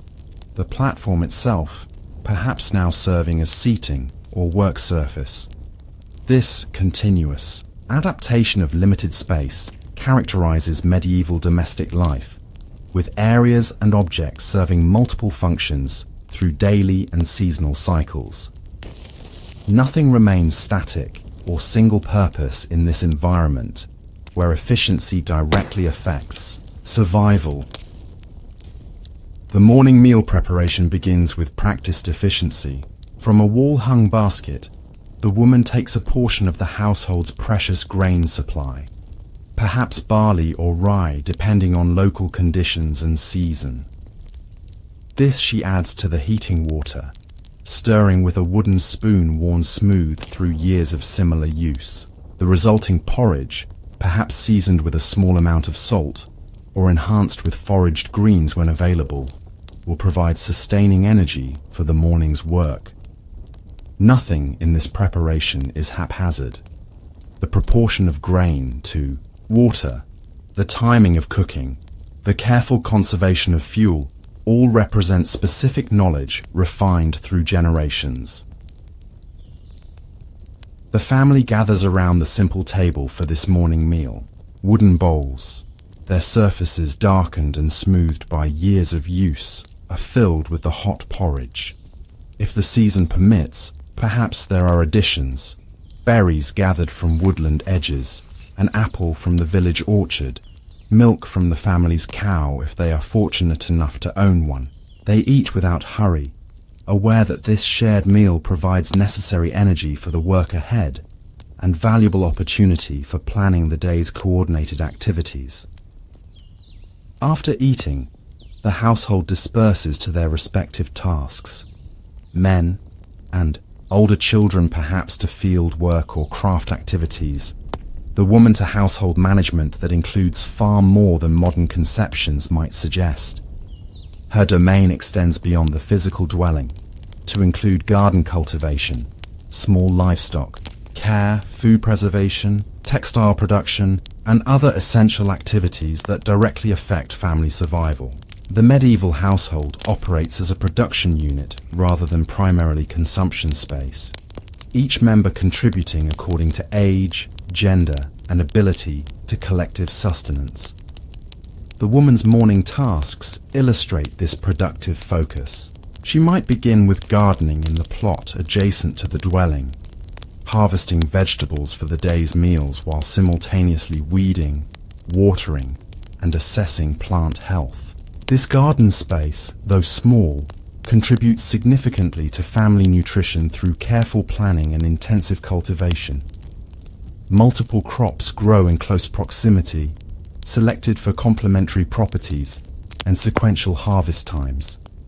Every plant serves multiple purposes: nutrition, medicine, household use, animal fodder, with different parts harvested at different times using specific knowledge of optimal timing for each application.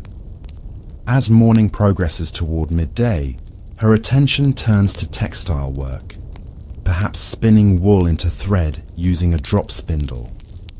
A simple but effective technology that allows production to continue while supervising other activities, or even while walking from place to place. The rhythmic motion of drawing out wool fibers and twisting them into strong, even thread represents skilled work developed through years of practice. This thread will eventually become fabric through home weaving or communal production. Then garments, sewn with bone or wooden needles, the entire process from raw material to finished clothing occurring within the village's self-sufficient economy. Inside the dwelling, various ongoing projects occupy designated areas. In one corner, partially completed baskets await additional work, perhaps rush or willow gathered from wetland areas, dried and prepared through specific techniques for pliability and durability. Nearby might stand a simple loom where fabric gradually takes form through the patient interlacing of threads, the finished edge marking incremental progress through consistent daily attention. Leaning against another wall, wooden implements in various stages of completion, a replacement handle for a worn tool, a new stirring spoon to replace one broken through long use, a small toy being fashioned for a child's upcoming name day celebration. Tami, dwelling itself requires constant maintenance, tasks attended to in small increments as seasons and weather permit. Today perhaps the woman notices a small area where daub has cracked and fallen from the wall's wattle framework. She prepares a fresh mixture of clay, straw, and animal dung in precise proportions known through community tradition, then carefully packs it into the exposed area, smoothing the surface to match surrounding wall texture. This immediate attention to small repairs prevents more significant deterioration, extending the dwelling's functional life through constant renewal of its various components. Midday brings brief pause as family members return for their main meal. The dwelling transforms again to accommodate this gathering. The table perhaps moved to create better access, seating arrangements shifted to include everyone present. The meal itself represents the integration of various household production systems, vegetables from the garden, bread from grain grown in family strips of the common fields, perhaps occasional meat or dairy products from livestock raised through carefully managed resources. Preparation methods make maximum use of limited ingredients, combining foods in ways that enhance nutritional value and sensory appeal while conserving precious cooking fuel. As afternoon arrives, the dwelling's interior space adapts to different patterns of activity. If weather permits, the doorway provides essential additional light for detailed craftwork that benefits from better illumination than the home's interior normally allows. The woman might move her thread spinning or mending activities to this threshold space, simultaneously maintaining awareness of garden and livestock while completing essential textile work. The dwelling's immediate exterior thus functions as extended living space, the boundary between inside and outside remaining fluid according to task requirements and weather conditions. Food preservation occupies significant household attention, especially during seasons of temporary abundance. Today, perhaps garden produce requires immediate processing to prevent waste. Inside the dwelling, the woman works efficiently at the simple table, cutting vegetables for drying, preparing fruits for storage in honey if available, or packing foods in salt for longer preservation. These preservation methods represent essential knowledge for survival through winter scarcity, each technique optimized for specific foods and available preservative materials. The preserved foods will be stored in appropriate containers, perhaps ceramic jars, wooden boxes, or woven baskets depending on the specific requirements of different foods and preservation methods. Other essential household production continues through the afternoon. Candles might be made by repeatedly dipping wicks into carefully saved animal fat, building up layers until usable size is achieved. These precious light sources will be stored for essential use during winter's extended darkness, supplementing firelight for necessary evening activities. Soap production happens less frequently but follows similar principles. Animal fat combined with lye made from wood ash in precise proportions, the resulting soft soap stored in wooden containers for cleaning bodies, textiles, and household surfaces. As daylight begins to diminish, the dwelling's interior gradually transforms yet again. The fire receives additional attention, built up to provide both evening light and warmth as outside temperatures fall. Family members return from their various daily labors, bringing with them materials for continued indoor work. Perhaps reeds gathered for basket making, wood for carving needed implements, wool for spinning.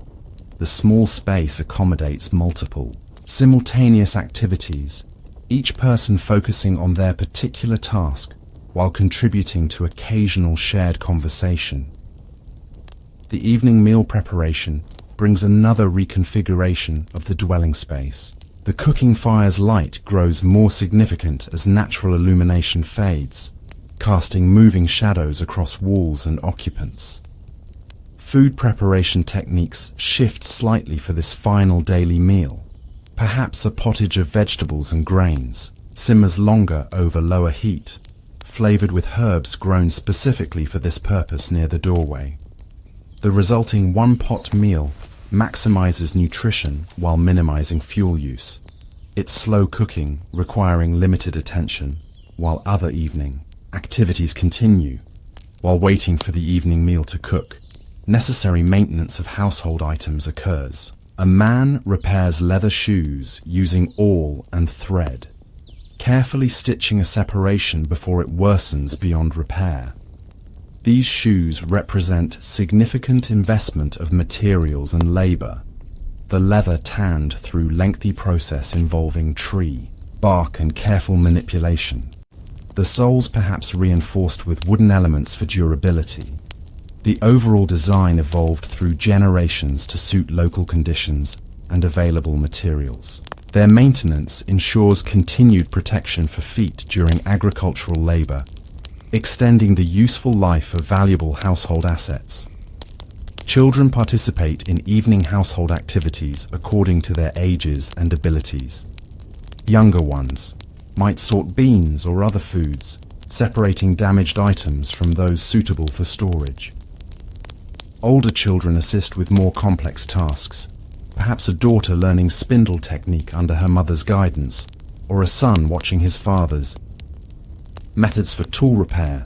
This apprenticeship model of education happens organically within the household production context. Skills transmitted through observation, gradual participation, and direct instruction integrated into necessary daily work.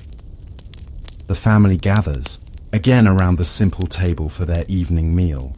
The steaming pottage served in wooden bowls with pieces of dark bread used both as utensils and to extend the nourishment of limited ingredients. Conversation during this meal often includes planning for tomorrow's activities, discussion of weather indications observed through the day, reports on the condition of crops or livestock that may require specific attention. This ongoing communication enables the household to function as a coordinated economic unit, adjusting activities according to seasonal requirements and immediate conditions. After eating, evening activities continue by firelight, now the main illumination as darkness settles, completely outside. This is a time for less physically demanding but equally necessary work, mending garments, finishing small wooden objects, preparing materials for tomorrow's tasks. It is also time for knowledge transmission through storytelling, with older family members sharing accumulated wisdom in narrative form. These stories entertain while simultaneously conveying practical information, moral guidance, and cultural identity, their repetition with subtle variations preserving essential knowledge through generations. The dwelling space accommodates these evening activities through its intimate scale and flexible arrangements. Family members sit close to the central hearth for light and warmth, perhaps on low stools or directly on the floor surface covered with clean rushes. The fire's dancing light creates a natural focus for attention, its warm illumination sufficient. For familiar tasks performed through touch memory as much as visual guidance, shadows moving across walls and faces add visual texture to spoken narratives, enhancing the multisensory experience of evening gatherings. As the evening progresses, preparations for night begin. The fire is carefully banked to maintain embers, through the night without dangerous flaring. Ashes pulled partially over active coals, larger pieces of wood positioned to burn slowly through the darkness hours. This careful fire management represents essential knowledge for household safety and resource conservation. The technique learned through direct observation and guided practice from earliest childhood. A properly banked fire provides minimal warmth through the night while remaining viable for morning rekindling without requiring precious fire-starting materials. The sleeping area transforms from daytime use back to its night function through simple rearrangement. Bedding materials, straw-filled mattresses, woolen blankets, perhaps small pillows stuffed with herb-scented dried grasses, are positioned on the raised platform that helps protect sleepers from drafts and ground moisture. Family members prepare for sleep through modest washing with water warmed at the fire, changing perhaps into simple night garments if the household has sufficient textile resources, or simply removing outer layers if not. The family's sleeping arrangements reflect medieval concepts of privacy and appropriate space use that differ significantly from modern expectations. All family members typically share the single sleeping platform, their positions determined by practical factors: younger children closer to parents for warmth and security, adults positioned to respond quickly to fire management needs or unexpected disturbances. This shared sleeping space creates physical closeness that reinforces family bonds while conserving limited heating resources during cold seasons. Before final settling for the night, the dwelling receives last attention to security. The door is secured with whatever mechanism the household possesses, perhaps a simple wooden bar across iron loops, or in some regions, an actual lock and key if the family has access to such metalwork. Small livestock kept adjacent to the dwelling are checked once more, their sounds a familiar and reassuring element of the night's auditory landscape. Water and essential tools are positioned for easy access in darkness if needed during night hours. As the family settles into sleep, their dwelling holds them in its simple embrace. The thickness of earth and stone walls moderates temperature extremes, providing valuable insulation against cold or excessive heat. The roof overhead shields from precipitation while allowing minimal necessary ventilation. The overall structure, though humble by any measure of luxury, represents effective adaptation to specific environmental conditions, using locally available materials and generationally refined techniques. Its primary purpose, protection for the human lives within, it fulfills with functional adequacy born of practical wisdom. Through the night, the dwelling continues its protective function. Its walls keep out wind and wildlife. Its roof sheds rain or snow. Its secured door prevents unwanted entry. Inside, the banked fire maintains minimal warmth that radiates gradually from the central hearth, its dying light occasionally flaring to cast momentary illumination across the sleeping forms. The structure itself seems to breathe with its inhabitants. Subtle adjustments in timbers responding to temperature changes, small sounds of settlement as various materials expand or contract, the gentle exchange of air through minutely porous surfaces. With morning light, the cycle begins again. The dwelling reawakens to human activity as family members rise to their respective responsibilities. The woman kneels at the hearth, coaxing overnight embers back to active flame. The man prepares for field work or other daily labor. Children stir and join the household's morning rhythm. The interior space transforms once more from sleeping area to active workspace, its flexible arrangements adapting to the day's particular requirements. Throughout the medieval year, the dwelling accommodates seasonal variations in activity and need. In summer, its thick walls provide welcome coolness during hot days, while activities spread to adjacent outdoor spaces that function as extended living area. Doorways remain open for ventilation, connecting interior and exterior spaces. Into continuous living environment, the hearth's fire burns smaller, primarily for cooking rather than heating, and household activities take advantage of extended daylight for tasks requiring better illumination than the home's interior provides. Winter brings opposite adaptations, as the dwelling's protective function becomes more crucial. The interior space contracts with more activities, moved close to the central hearth for warmth and light during extended darkness. The fire burns larger and longer, requiring more frequent attention and additional fuel supplies carefully harvested and stored during warmer seasons. Openings are sealed against drafts using available materials, perhaps cloth stuffed into cracks, shutters closed and secured, doorways protected with hanging textiles to create air barriers while allowing passage. Winter evenings in the medieval dwelling create a distinctive atmospheric quality. The fire's enhanced importance for both survival warmth and extended illumination makes it the absolute center of household life.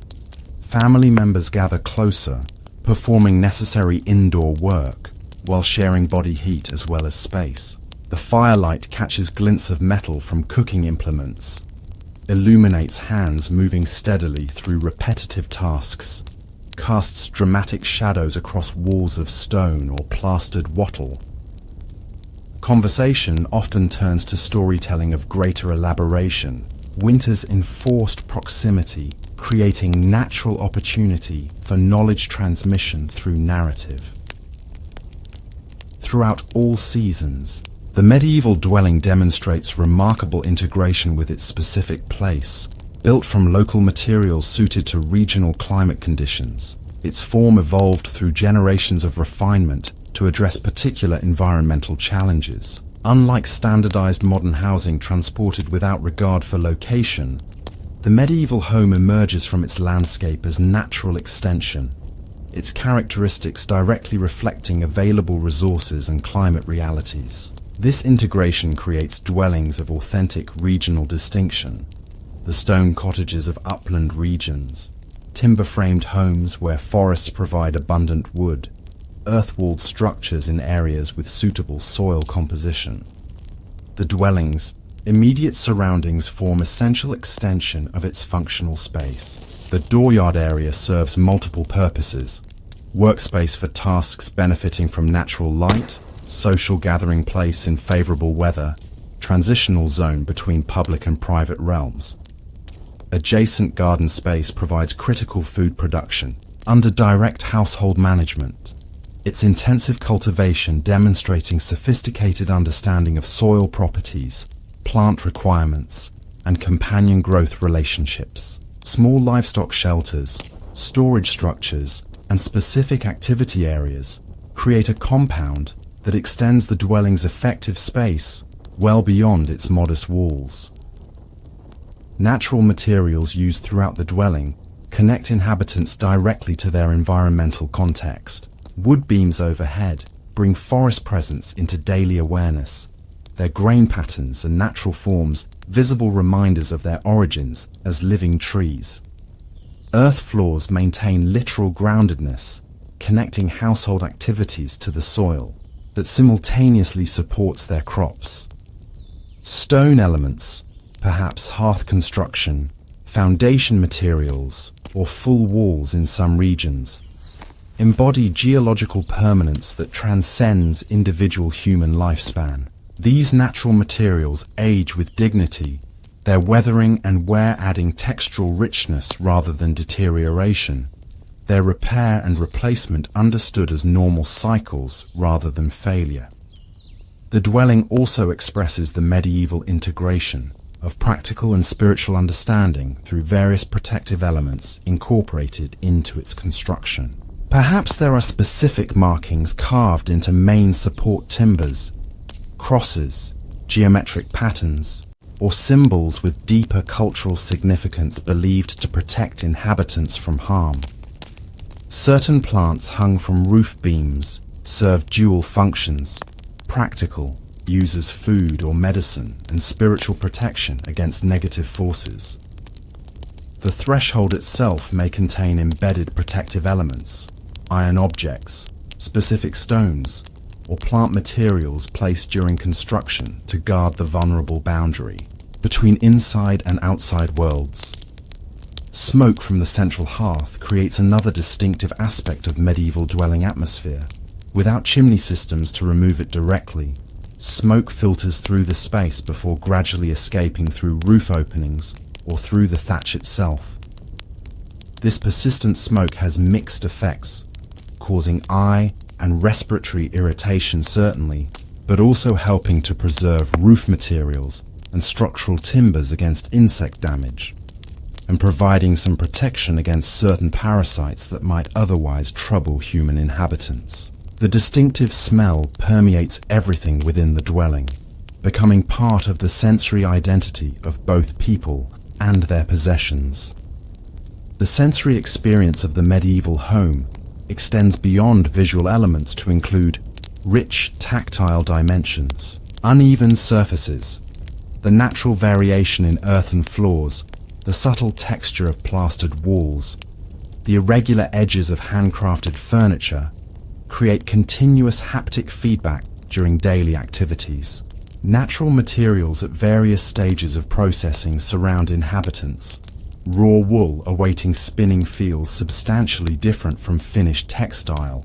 Green wood has distinctive properties from seasoned timber. Fresh rushes on the floor provide different sensation than those that have been walked upon for days.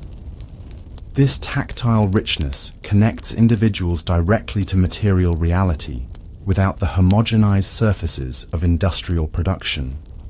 Sound within the dwelling carries its own informational content beyond spoken communication. The crackle of well-dried firewood indicates proper fuel preparation. The bubbling of cooking pottage changes tone as it thickens to completion. Wind through thatch creates distinctive whispers that forecast weather changes. The settle and shift of roof timbers under snow load warns of accumulation that may require removal. Even silence carries meaning.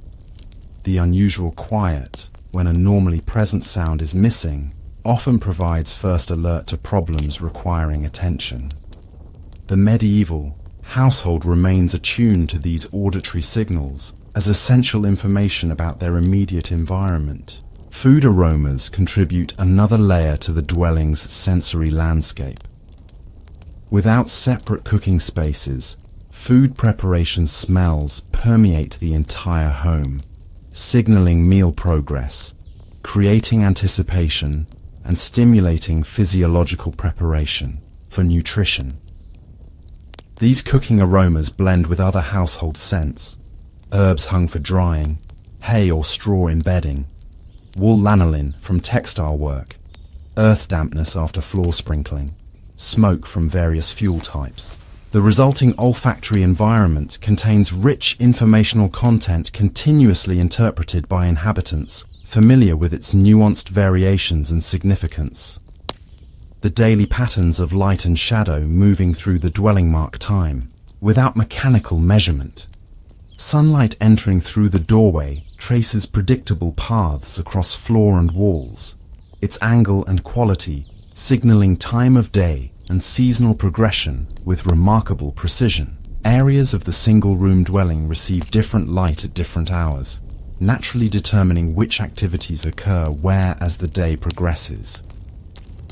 Evening firelight creates its own temporal indicators as it gradually shifts from cooking, flame, to ambient illumination for craftwork to banked embers for overnight duration. This natural timekeeping embeds daily household rhythms within larger celestial movements.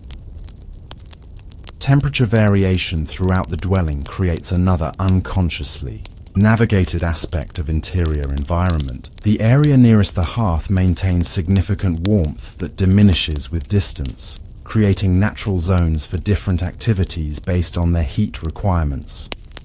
Cooking happens at closest proximity, followed by sedentary craft work needing manual dexterity, with sleeping areas positioned to balance accessibility with appropriate overnight temperature. These thermal gradients change seasonally and daily, subtly influencing movement patterns and activity distribution throughout the space without conscious planning. As the medieval day draws toward evening once more, the dwelling bears witness to the family's continuous adaptation to natural rhythms and available resources.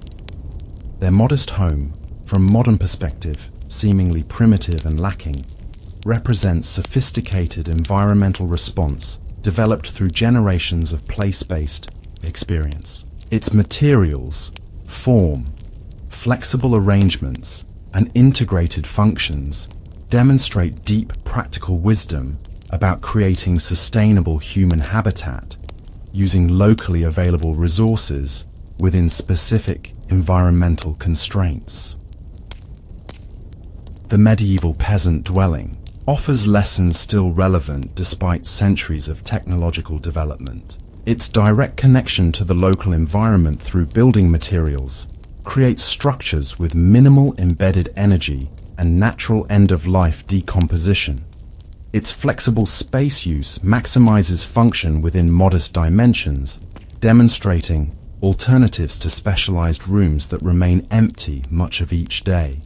Its integration of productive activities within living space reframes the household as a creation center rather than primarily a consumption site. Its durability through constant small-scale maintenance rather than complete replacement offers a sustainable alternative to disposal culture.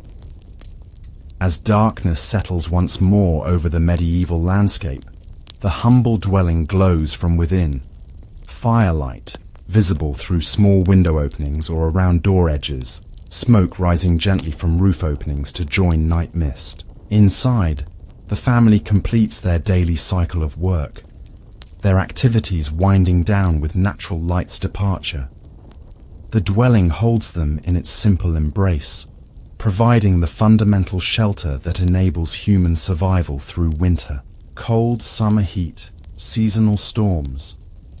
This reciprocal relationship, humans creating the dwelling from landscape materials, dwelling in turn sheltering humans from landscape extremes, represents one of our species' most enduring and significant adaptations. Tonight, as countless nights before, the medieval family settles towards sleep within their humble home. The fire banks down to gentle coals, casting soft red light across the now quiet interior. Outside, perhaps light rain begins to fall, its sound on the thatched roof creating gentle percussion overhead. The dwelling performs its essential function, without mechanical systems or technological complexity, mediating between vulnerable human bodies and environmental conditions through materials and methods refined across countless generations.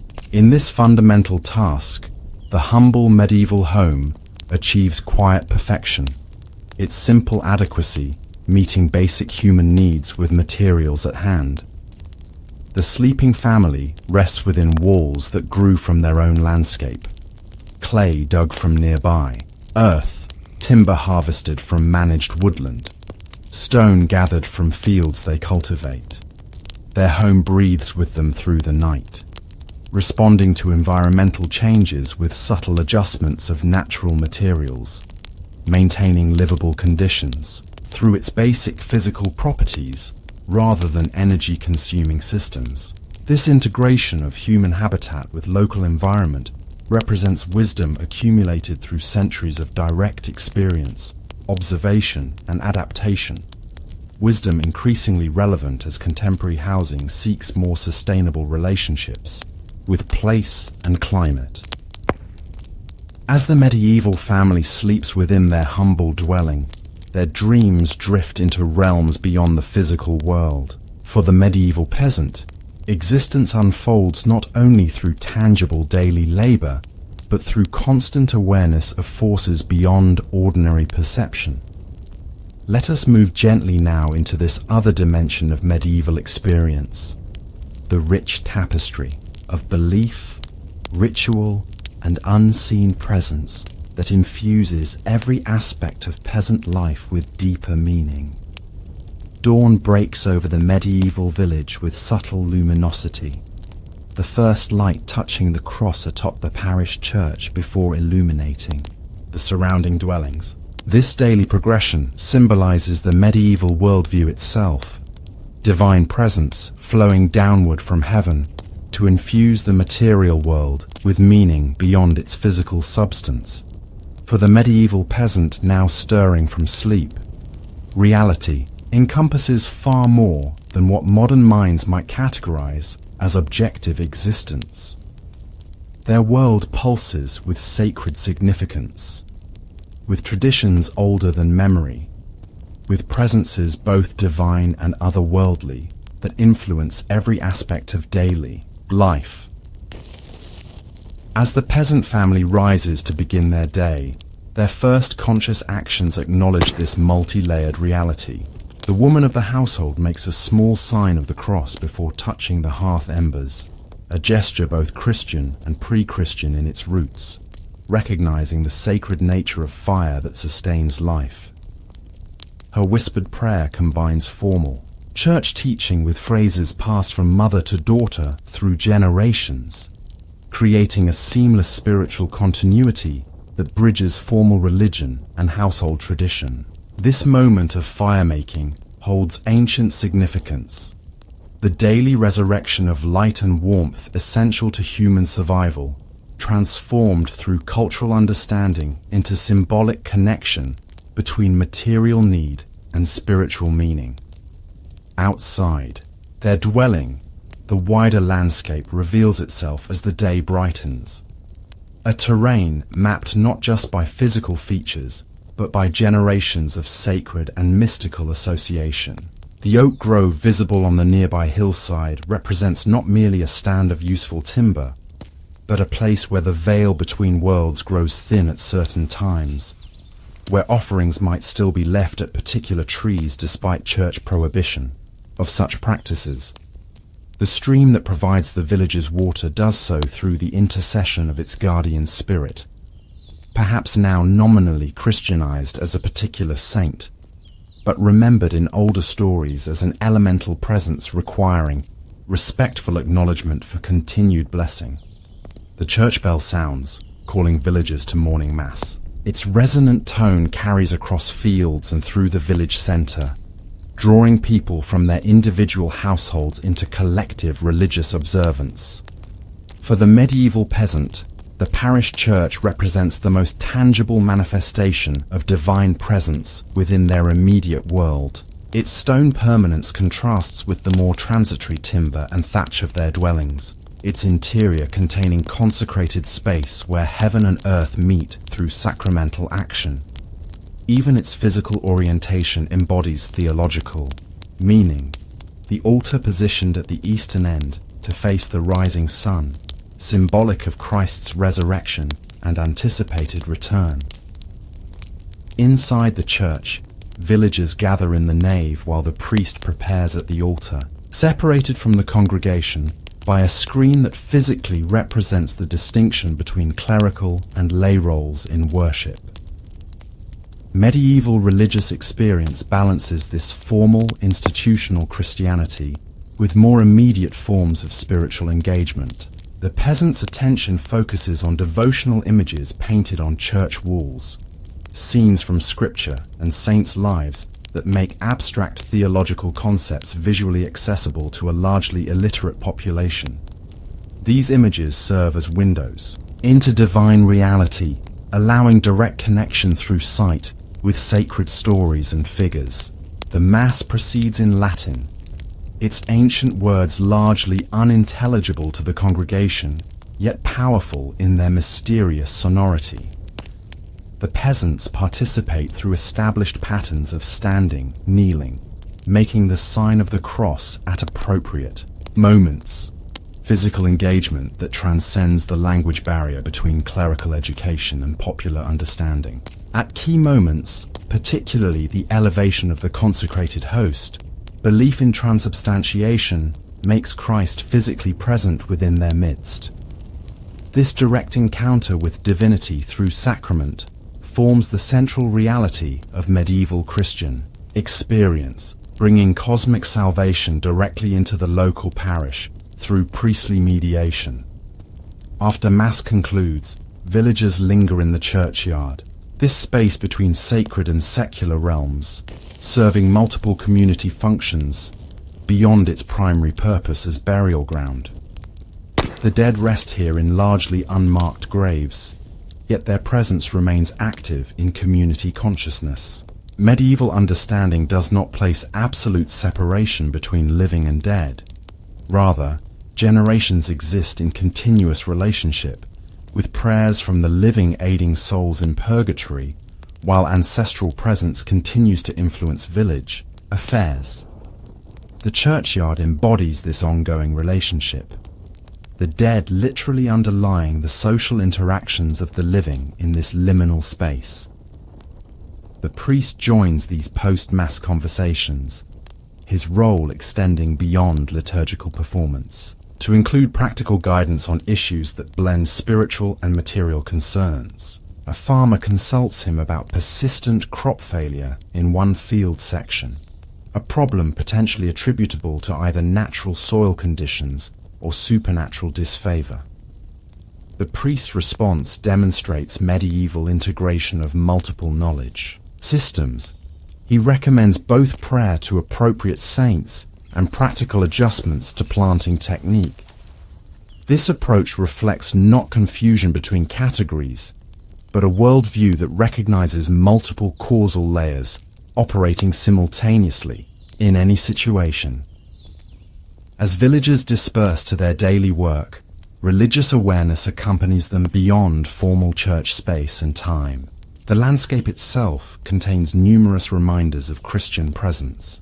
Perhaps a roadside shrine, marking where a traveller once reported vision of a saint, or a small cross erected where lightning struck without causing fire, interpreted as divine intervention.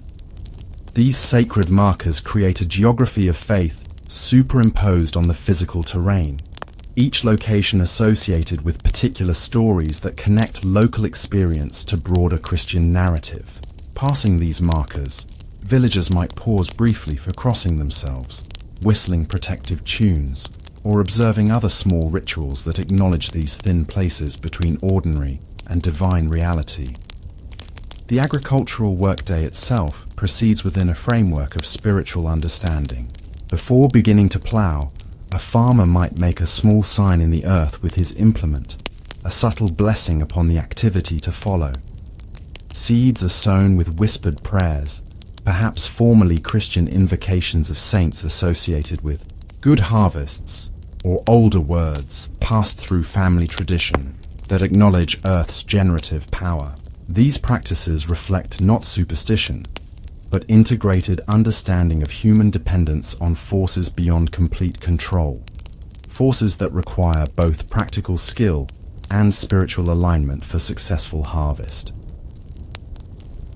The natural world surrounding the medieval village reveals itself as far more animate than modern materialist perspectives would recognize. Trees, springs, unusual rock formations, distinctive landscape features, all potentially harbor spirits requiring acknowledgement and respect. A woodcutter pauses before felling a particularly ancient oak, perhaps leaving a small offering or speaking traditional words that acknowledge the tree's sacrifice for human need. Such practices persist alongside formal Christianity, not as conscious paganism, but as inherited wisdom about maintaining proper relationship with the living landscape that sustains human existence. Weather, with its profound impact on agricultural success or failure, receives particular attention within medieval spiritual understanding. The village community interprets unusual patterns not merely as meteorological phenomena, but as potential messages requiring careful reading. A drought might indicate divine displeasure requiring special prayers or processions to restore proper relationship. Damaging storms might signify supernatural conflict requiring protective rituals. Even normal seasonal transitions involve community religious observances. Rogation days with boundary processions to bless fields before planting. Harvest festivals acknowledging divine provision through successful crops. The natural seasons themselves carry spiritual significance beyond their agricultural implications. The medieval liturgical calendar overlays cosmic Christian narrative onto annual solar cycles, connecting universal salvation history with a lived experience of seasonal change. Winter's darkness and scarcity culminates in Christmas celebration of divine light entering the world. Spring's renewal finds ultimate expression in Easter resurrection. Summer abundance corresponds with Pentecost's spiritual outpouring. Autumn harvest aligns with saints' festivals, honoring spiritual fruition. This integration of natural cycles with religious narrative creates coherent meaning framework for temporal experience, each season embodying both material reality and symbolic significance. Midday brings brief pause in physical labor as the church bell rings again for the Angelus prayer. Across fields and village, workers pause momentarily, crossing themselves, while reciting prayers commemorating the Incarnation. This daily observance, repeated at morning, noon, and evening, structures time through spiritual remembrance, connecting ordinary labor with cosmic events of salvation history.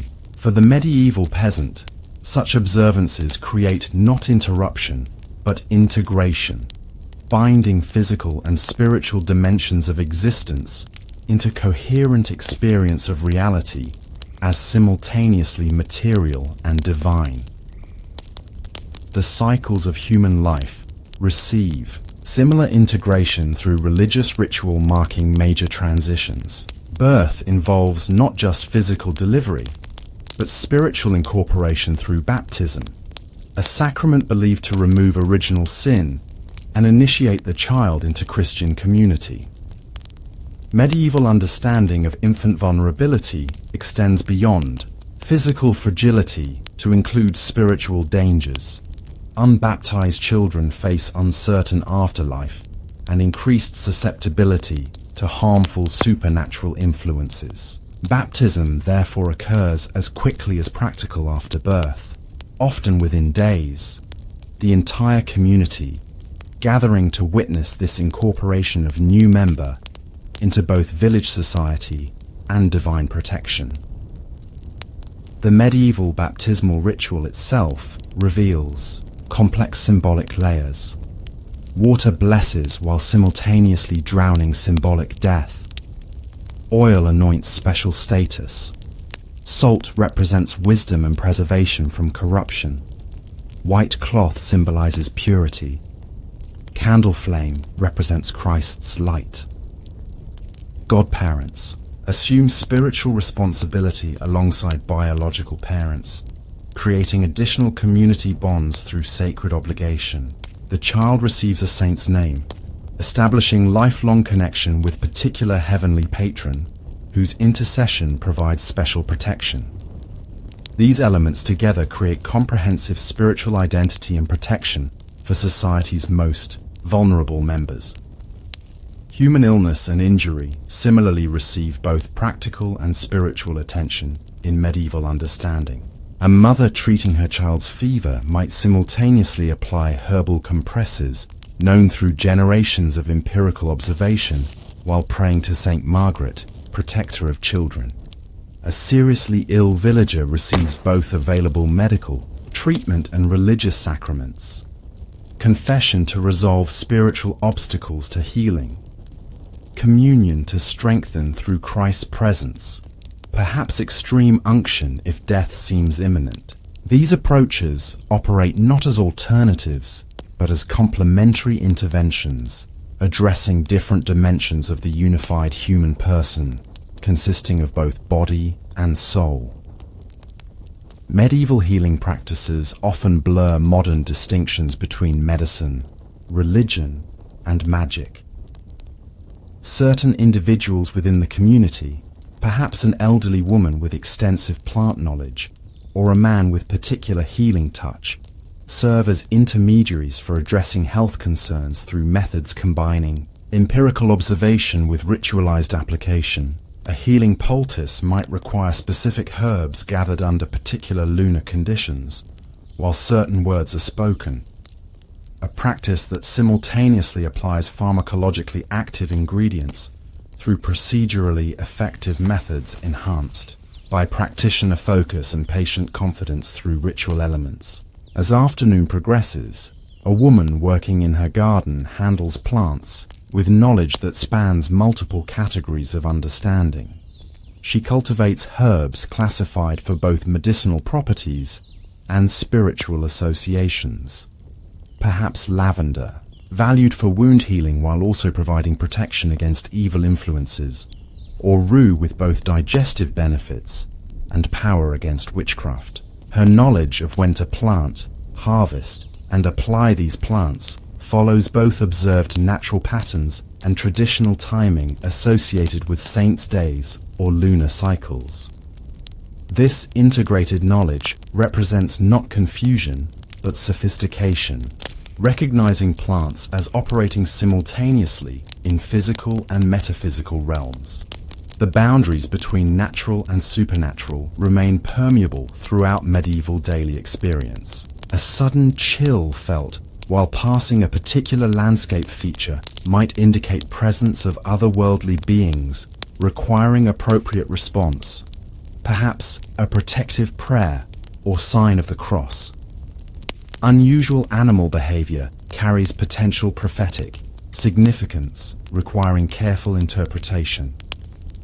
Dreams receive serious attention as possible communications from divine or ancestral sources, their imagery discussed and interpreted within family or community for guidance or warning about future events. Medieval relationship with the supernatural includes recognition of potentially harmful forces requiring specific protective responses. Fear of the evil eye, malevolent influence projected through jealous gaze, leads to protective measures for particularly vulnerable household members or valuable livestock. Witch belief reflects not simple superstition, but complex understanding of how malevolent intention might manifest through supernatural channels, requiring community vigilance and protective countermeasures. These concerns reflect the medieval sense of living in a morally charged universe, where spiritual forces continuously influence material conditions. Protection against harmful supernatural influence takes various forms integrated throughout daily life.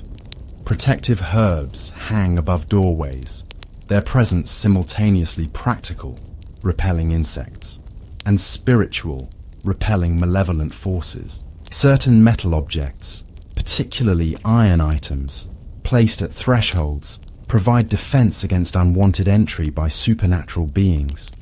Specific blessings spoken over food before consumption protect against potential contamination beyond mere physical spoilage. Children wear small pouches containing protective herbs or blessed objects to guard against particular vulnerabilities associated with their developmental stage. The transition from daylight to darkness holds particular significance within medieval spiritual understanding. As the sun sets, boundaries between ordinary and otherworldly reality become more permeable, requiring additional protective measures. Village activity contracts inward, with strong preference for remaining near home hearths during night hours, unless absolutely necessary. Evening prayers take on added significance as spiritual protection before the vulnerability of sleep. The church bell rings once more for evening angelus, creating auditory blessing that extends across the entire community as darkness descends. Within individual households, evening rituals incorporate spiritual protection into practical activities. The fire receives not just physical banking to maintain embers through the night, but accompanying words or gestures acknowledging its dual nature as both practical necessity and spiritual presence. Water kept for night use might be blessed with small sign of the cross before being set aside.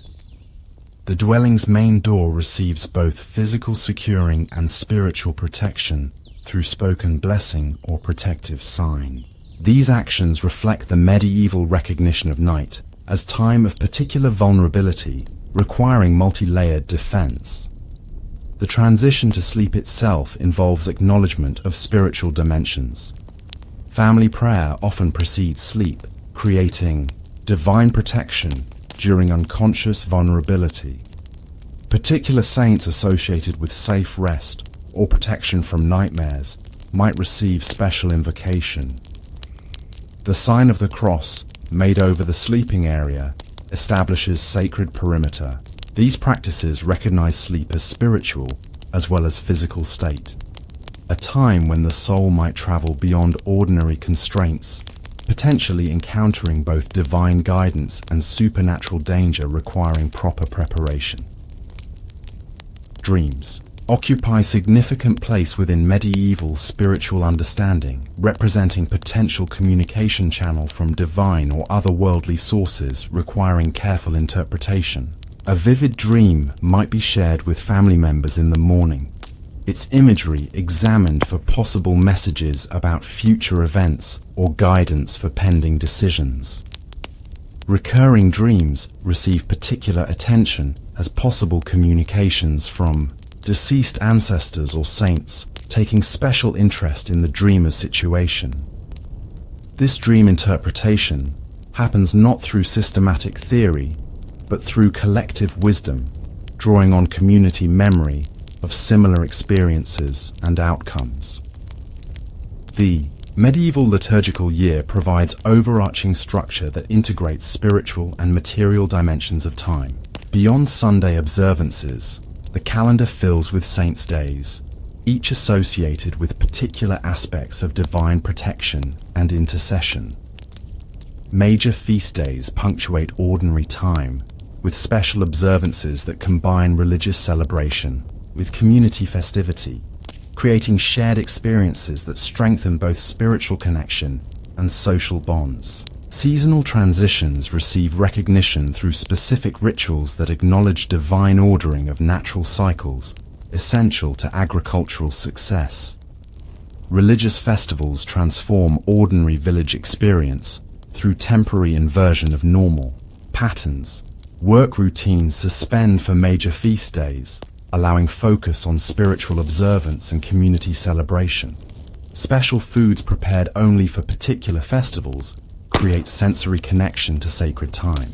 Processions might travel established routes through village and fields, blessing the community's physical space through movement of sacred objects, perhaps church relics or statues carried by designated community members. Music, reserved for festival use, fills the air, its distinctive sounds marking separation from ordinary time. Christmas embodies this festival transformation of ordinary experience. The season begins with Advent's 4-week preparation period, marked by increased religious devotion and practical preparation for celebration. Christmas Eve brings special observances, perhaps a midnight mass, where darkness gives way to multiplied candle illumination, symbolizing Christ's entry into the world. Christmas Day combines religious observance with community celebration, special foods shared even among the poorest households, small gifts exchanged particularly for children, music and games creating festive atmosphere that contrasts with winter's usual hardship. Easter holds even greater significance within the medieval Christian calendar, its celebration marking the central event of salvation history through Christ's resurrection. The preceding Lenten period involves significant religious focus through fasting, increased prayer, and spiritual examination. Holy Week dramatizes Christ's passion through special services and processions. Easter itself brings the year's most significant religious observance, followed by community celebration that coincides with spring's natural renewal. creating powerful convergence of spiritual and seasonal resurrection themes.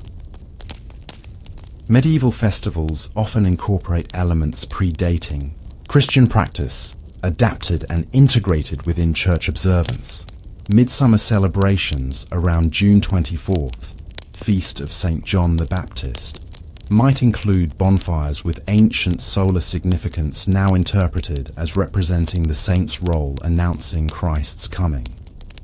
May Day observances with their celebration of spring fertility receive partial church tolerance through association with saints' days near that date. This adaptive integration reflects Christianity's established pattern of incorporating, rather than simply eliminating older practices, recognizing their continued significance in community experience. Saints play crucial mediating role in medieval spiritual understanding, providing accessible intercessors between ordinary humans and divine majesty. Unlike the remote and awesome figure of God the Father, saints represent approachable helpers with particular areas of specialization based on their life experiences. A farmer prays to Saint Isidore for agricultural assistance. A pregnant woman seeks Saint Margaret's protection during childbirth. Travelers appeal to Saint Christopher for safe journeys. This specialized intercession system creates practical problem-solving framework within religious practice, connecting everyday concerns with appropriate spiritual resources. Local saints hold particular importance within this system. Their direct, historical connection with specific regions creating special relationship with communities there.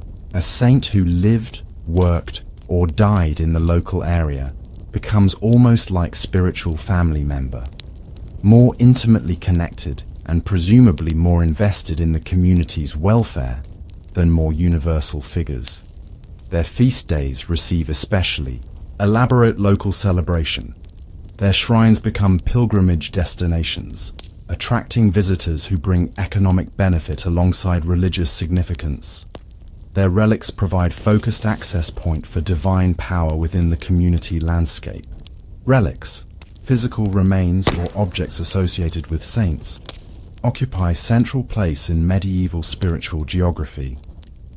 These tangible connections to divine power through saintly mediation attract pilgrimage from surrounding areas, establishing sacred travel routes that connect local experience to broader religious landscape.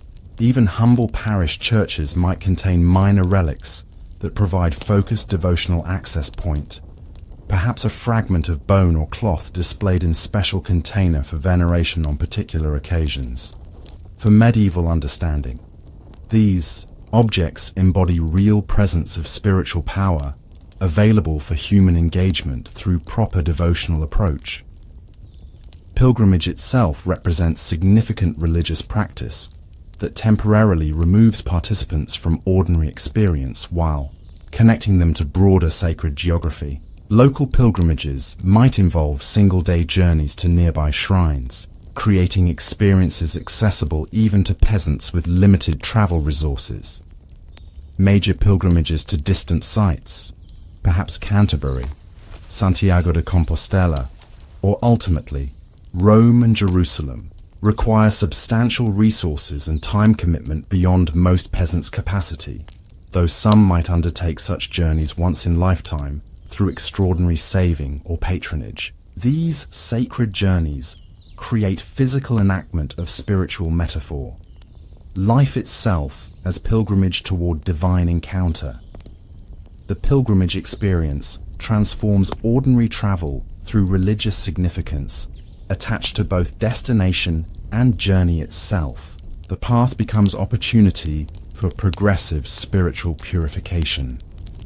Physical hardship encountered along the way, offering chance for penitential suffering that cleanses sin. Fellow pilgrims provide community of shared purpose, transcending ordinary social distinctions. Arrival at sacred destination creates opportunity for transformative encounter with divine presence through saints' mediation, often marked by specific ritual actions, circumambulation of shrine, touching or kissing sacred objects, presenting votive offerings that physically represent prayers or thanks for answered petitions.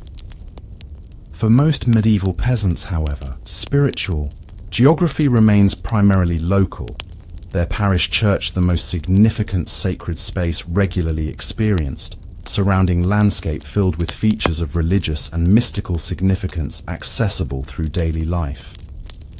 A particular spring, associated with healing properties, might attract regular visits during illness. A distinctive tree or rock formation, known through community lore as place where supernatural encounters occurred, receives cautious respect when passed. These features create sacred map overlaid on physical terrain, invisibly present to those initiated into local knowledge, while potentially hidden from outsiders or authorities who might disapprove of practices associated with them. Medieval understanding of the natural world itself differs fundamentally from modern scientific perspective. Natural phenomena operate not through impersonal physical laws, but through combination of divine ordering, angelic and demonic influence, and intrinsic properties established at creation. Unusual weather patterns might indicate angelic or demonic warfare occurring in celestial realms, visible through meteorological effects. Plants possess properties not just through chemical composition, but through divinely established signatures, often visible in their form. Heart-shaped leaves indicating affinity for treating heart conditions, yellow flowers suggesting efficacy against jaundice. Animals embody moral and symbolic qualities alongside their physical characteristics, their behaviors providing potential messages from divine or supernatural sources. Celestial bodies hold particular significance within this integrated worldview. The sun's daily journey represents not mere planetary rotation, but sacred drama of light's triumph over darkness, symbolically connected to Christ's death and resurrection. The moon's phases establish timing for various agricultural and healing practices, its waxing and waning influencing both material processes and spiritual conditions. Stars form not random arrangements, but meaningful patterns with influence over earthly affairs, their movements providing cosmic calendar that connects human activity to divine ordering of creation. Even comets and eclipses represent not merely astronomical events, but portentous signs requiring careful interpretation. Time itself holds different meaning within medieval experience, simultaneously secular and sacred in its multiple dimensions. The church bell marking hours creates auditory reminder that all time ultimately belongs to divine order. Saints' days provide alternative naming system for calendar dates, identifying them through spiritual rather than numerical designation. Lady Day rather than March 25th, Michaelmas rather than September 29th. Agricultural seasons overlay with liturgical seasons, creating multiple simultaneous frameworks for experiencing temporal progression. This complex temporal understanding embeds everyday experience within cosmic spiritual narrative, while maintaining practical connection to agricultural necessity. As evening deepens into night across the medieval village, spiritual awareness intensifies rather than diminishes. Darkness brings not just physical challenges, but increased activity of supernatural forces requiring particular vigilance and protection. Night creatures, both natural animals and potentially otherworldly beings, move through darkness with their own purposes that may intersect human affairs for good or ill. The wise take precautions, remaining near protective fire, avoiding certain locations known for supernatural activity, perhaps wearing or carrying protective objects with spiritual significance. Before sleep claims the village, final prayers rise from individual households. A father might lead family recitation of Pater Noster and Ave Maria, basic prayers known even by those without formal religious education. A mother makes small signs of cross on children's foreheads, physical blessing that creates spiritual protection through night hours. These devotional acts represent not mere convention, but practical spiritual technology for navigating vulnerable period of unconsciousness when the soul becomes particularly susceptible to both divine guidance and demonic influence. Sleep itself takes place within spiritual framework that recognizes its multiple dimensions beyond simple physical rest. Medieval understanding acknowledges sleep as state where soul gains greater freedom from bodily constraints, potentially traveling beyond ordinary limitations or receiving communications impossible during waking consciousness. This creates both opportunity for divine encounter, perhaps through visionary dreams or angelic visitation, and vulnerability to supernatural dangers requiring protective preparation. The sleeping body remains connected to its soul through invisible cord that allows eventual return, a concept explaining both dream experiences and cautionary tales of souls unable to return when proper protective measures were neglected. The night landscape surrounding the sleeping village holds particular supernatural significance. Certain locations become especially active with otherworldly presence during darkness. Crossroads where different spiritual influences intersect. Boggy areas whose shifting ground and phosphorescent gases suggest supernatural manifestation. Ancient burial mounds or stone arrangements predating Christian presence. These places feature prominently in community lore.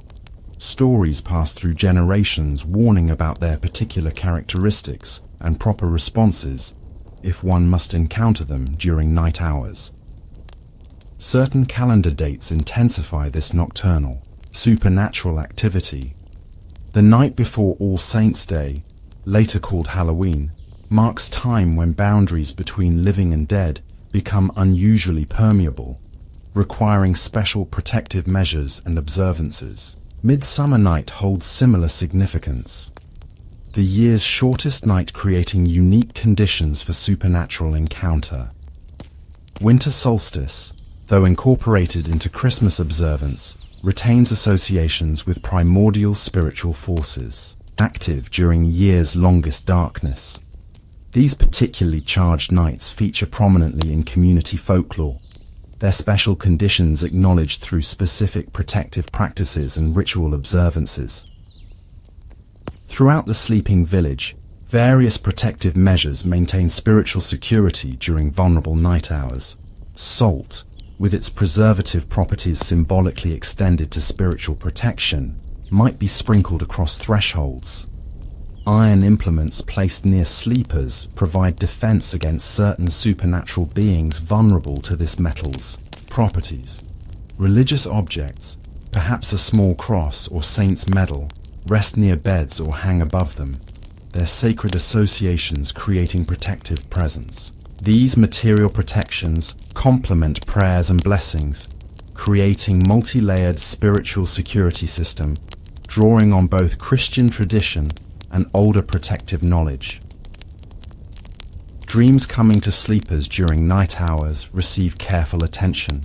Upon waking, particularly vivid or unusual dreams suggest possible communication from divine, ancestral, or supernatural sources requiring interpretation. Community wisdom provides interpretive frameworks for common dream motifs. Certain animals appearing might indicate specific future events. Particular deceased relatives bringing messages require appropriate response. Dreams of travel or transformation might predict actual changes in the dreamer's circumstances. This dream interpretation happens through conversation with family members or trusted community figures whose experience provides context for understanding ambiguous symbolic content. The medieval night passes with its own spiritual rhythm, perhaps prayers whispered during momentary waking, or protective measures re-established after necessary movement from sleeping area. The pre-dawn hours hold particular significance. The darkness just before sunrise, representing spiritually charged transition, when supernatural beings must return to their own realms before light's arrival. Early risers say specific prayers associated with this liminal time, acknowledging both its dangers and its potential for especially effective devotional practice when night's spiritual intensity remains accessible, but approaching light provides increasing protection. As dawn's first light appears, the village begins spiritual and physical awakening in tandem. The church bell rings for morning angelus, its sound carrying blessing across fields and homes as darkness retreats.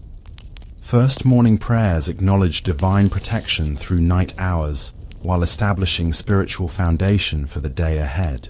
The hearth fire rekindling becomes not just practical necessity, but symbolic resurrection connecting household to eternal flame of divine presence. These dawn observances recognize the daily cycle itself as spiritual metaphor. Darkness giving way to light echoes, both creation's first divine command, and soul's journey from sin to salvation. The beginning of a new day re-establishes integrated, medieval experience where practical activity carries simultaneous spiritual significance. A woman sweeping her threshold removes not just physical debris, but symbolically expels negative influences that might have accumulated overnight. A man checking livestock makes a small blessing gesture while noting their condition, acknowledging both his responsibility for their care and divine involvement in their well-being. Children receiving morning food with brief prayer recognize sustenance as both practical necessity and divine provision requiring gratitude. These small observances maintain continuous awareness of reality's multiple dimensions throughout ordinary, daily activities. The medieval worldview revealed through these daily practices offers profound contrast to modern compartmentalized understanding that separates physical, psychological, and spiritual into distinct categories. For the medieval peasant, reality presents itself as unified whole, where material objects simultaneously possess practical and symbolic significance, where physical actions carry spiritual implications, where visible and invisible realms continuously interact through permeable boundaries. This integrated perception creates existence where meaning permeates everything, where daily life embeds within cosmic spiritual narrative, giving purpose to even the most humble tasks. Medieval spiritual understanding acknowledges life's precariousness while providing framework for finding meaning within uncertainty.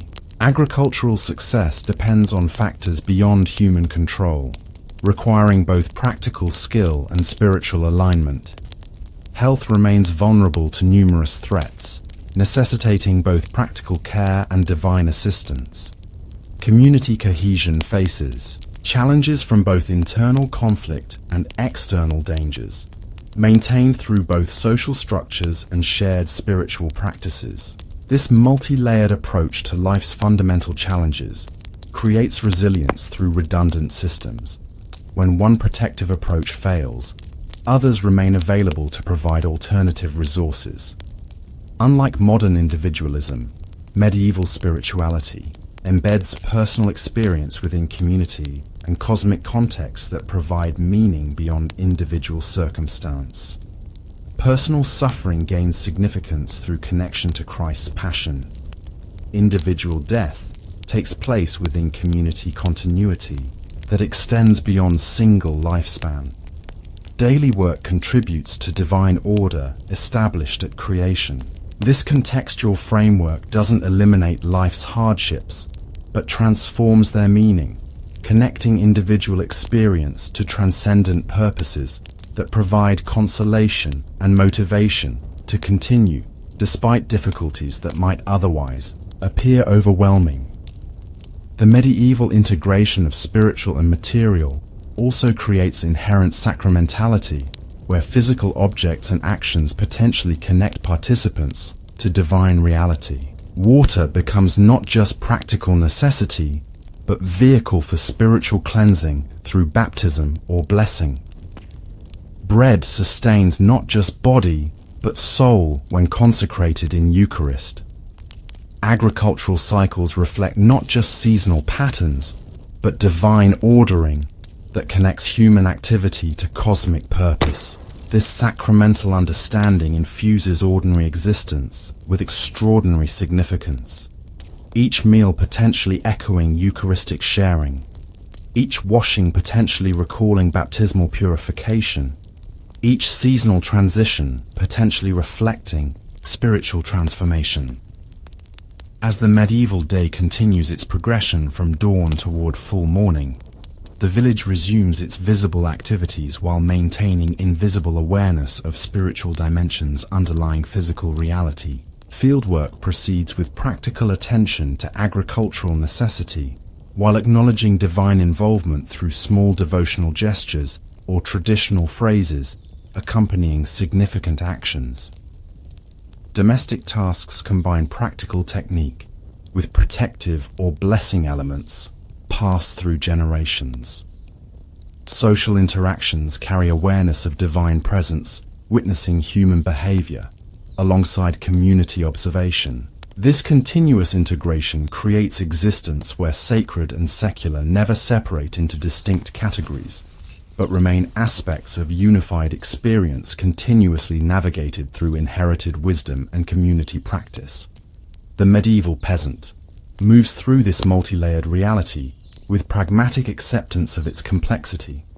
Distinctions between Christian doctrine, folkloric tradition, empirical observation, and inherited practice blur in daily application, creating functional system more concerned with effective navigation of life's challenges than theoretical consistency. When confronted with illness, the practical approach utilizes whatever resources might help. Herbal remedies with proven effectiveness, protective prayers addressing potential spiritual causes, community support providing practical assistance, perhaps symbolic actions drawing on traditions whose origins have been forgotten, but whose perceived efficacy maintains their transmission through generations. This pragmatic integration sometimes creates practices that religious authorities might question or condemn, particularly those incorporating pre-Christian elements, or seeming to attribute independent power to objects or actions outside official sacramental framework. A peasant might combine officially approved prayers with traditional incantations when protecting livestock, or place both religious medals and much older protective symbols at dwelling thresholds. The Church responds to such practices with varying approaches, sometimes condemning them as superstition, sometimes reinterpreting them within Christian framework, sometimes tacitly allowing their continuation while focusing correction on more significant theological concerns. The relationship between official church teaching and popular religious practice creates ongoing negotiation rather than simple top-down implementation. Local priests themselves, often drawn from similar backgrounds as their parishioners, may share many of the community's traditional beliefs while attempting to align them with official doctrine. Religious instruction happens not through abstract, theological explanation but through narrative, image, and ritual participation that allows incorporation of complex concepts into existing understanding. This adaptive process creates distinctive local expressions of Christianity that maintain connection to universal church while addressing particular community needs and incorporating regional traditions. For the medieval peasant, this integrated, spiritual worldview provides comprehensive framework for understanding existence and navigating its challenges. Life's fundamental questions find answers within cosmic narrative that begins with divine creation, continues through human fall and redemption, and culminates in eventual judgment and eternal destination. Individual experience gains meaning through location within this larger story, each person's actions contributing to ongoing spiritual drama that transcends single lifetime. Even suffering finds purpose through connection to Christ's passion and potential for spiritual growth through patient endurance. creating resilience in population facing numerous hardships beyond their control. As the medieval day draws toward its close once more, the village prepares for night's approach through both practical and spiritual measures. The evening Angelus bell rings from the church tower, connecting this particular day's end with divine order and community tradition. Households secure physical protections while establishing spiritual defenses against night's increased supernatural activity. Prayers acknowledge the day's events while seeking safety through hours of vulnerability ahead. These evening observances complete the daily cycle of integrated existence where material and spiritual remain inseparable aspects of unified reality, where the humble medieval peasant moves through a world simultaneously ordinary and extraordinary, mundane and mystical, earthly and divine. Night settles once more across the medieval landscape, wrapping the village in darkness, illuminated only by occasional gleams from hearthfires visible through small windows or door cracks. Yet even in darkness, the community remains connected through shared understanding of reality's visible and invisible dimensions. Their dreams may wander separate paths, but the spiritual framework containing those dreams creates common ground that will reunite them with dawn's arrival. They sleep within a world alive with meaning, where each object and action connects to purposes beyond immediate function, where the humble matter of daily existence simultaneously participates in divine ordering that gives purpose to the rhythms of medieval life. The sleeping village rests within its multi-layered reality. The physical structures built from local materials, the social bonds connecting individual households into resilient community, the spiritual understanding that infuses everything with meaning beyond immediate appearance. Together, these dimensions create the integrated world of the medieval peasant, a world that offers lessons still relevant despite centuries of subsequent change. In its practical wisdom about material sustainability, its social structures supporting community resilience, and its spiritual framework providing meaning amid uncertainty, this seemingly distant world speaks to contemporary concerns with surprising relevance. As we drift towards sleep ourselves, perhaps we carry forward something of value from this journey into medieval experience, some fragment of integrated understanding that might enrich our own navigation of existence's enduring mysteries. Thank you for spending this quiet time with us, drifting through forgotten echoes of history. If this story brought you peace, please like, subscribe, and share it with someone who needs rest. We'd love to hear from you in the comments below. Until next time, sleep well, dream softly, and good night.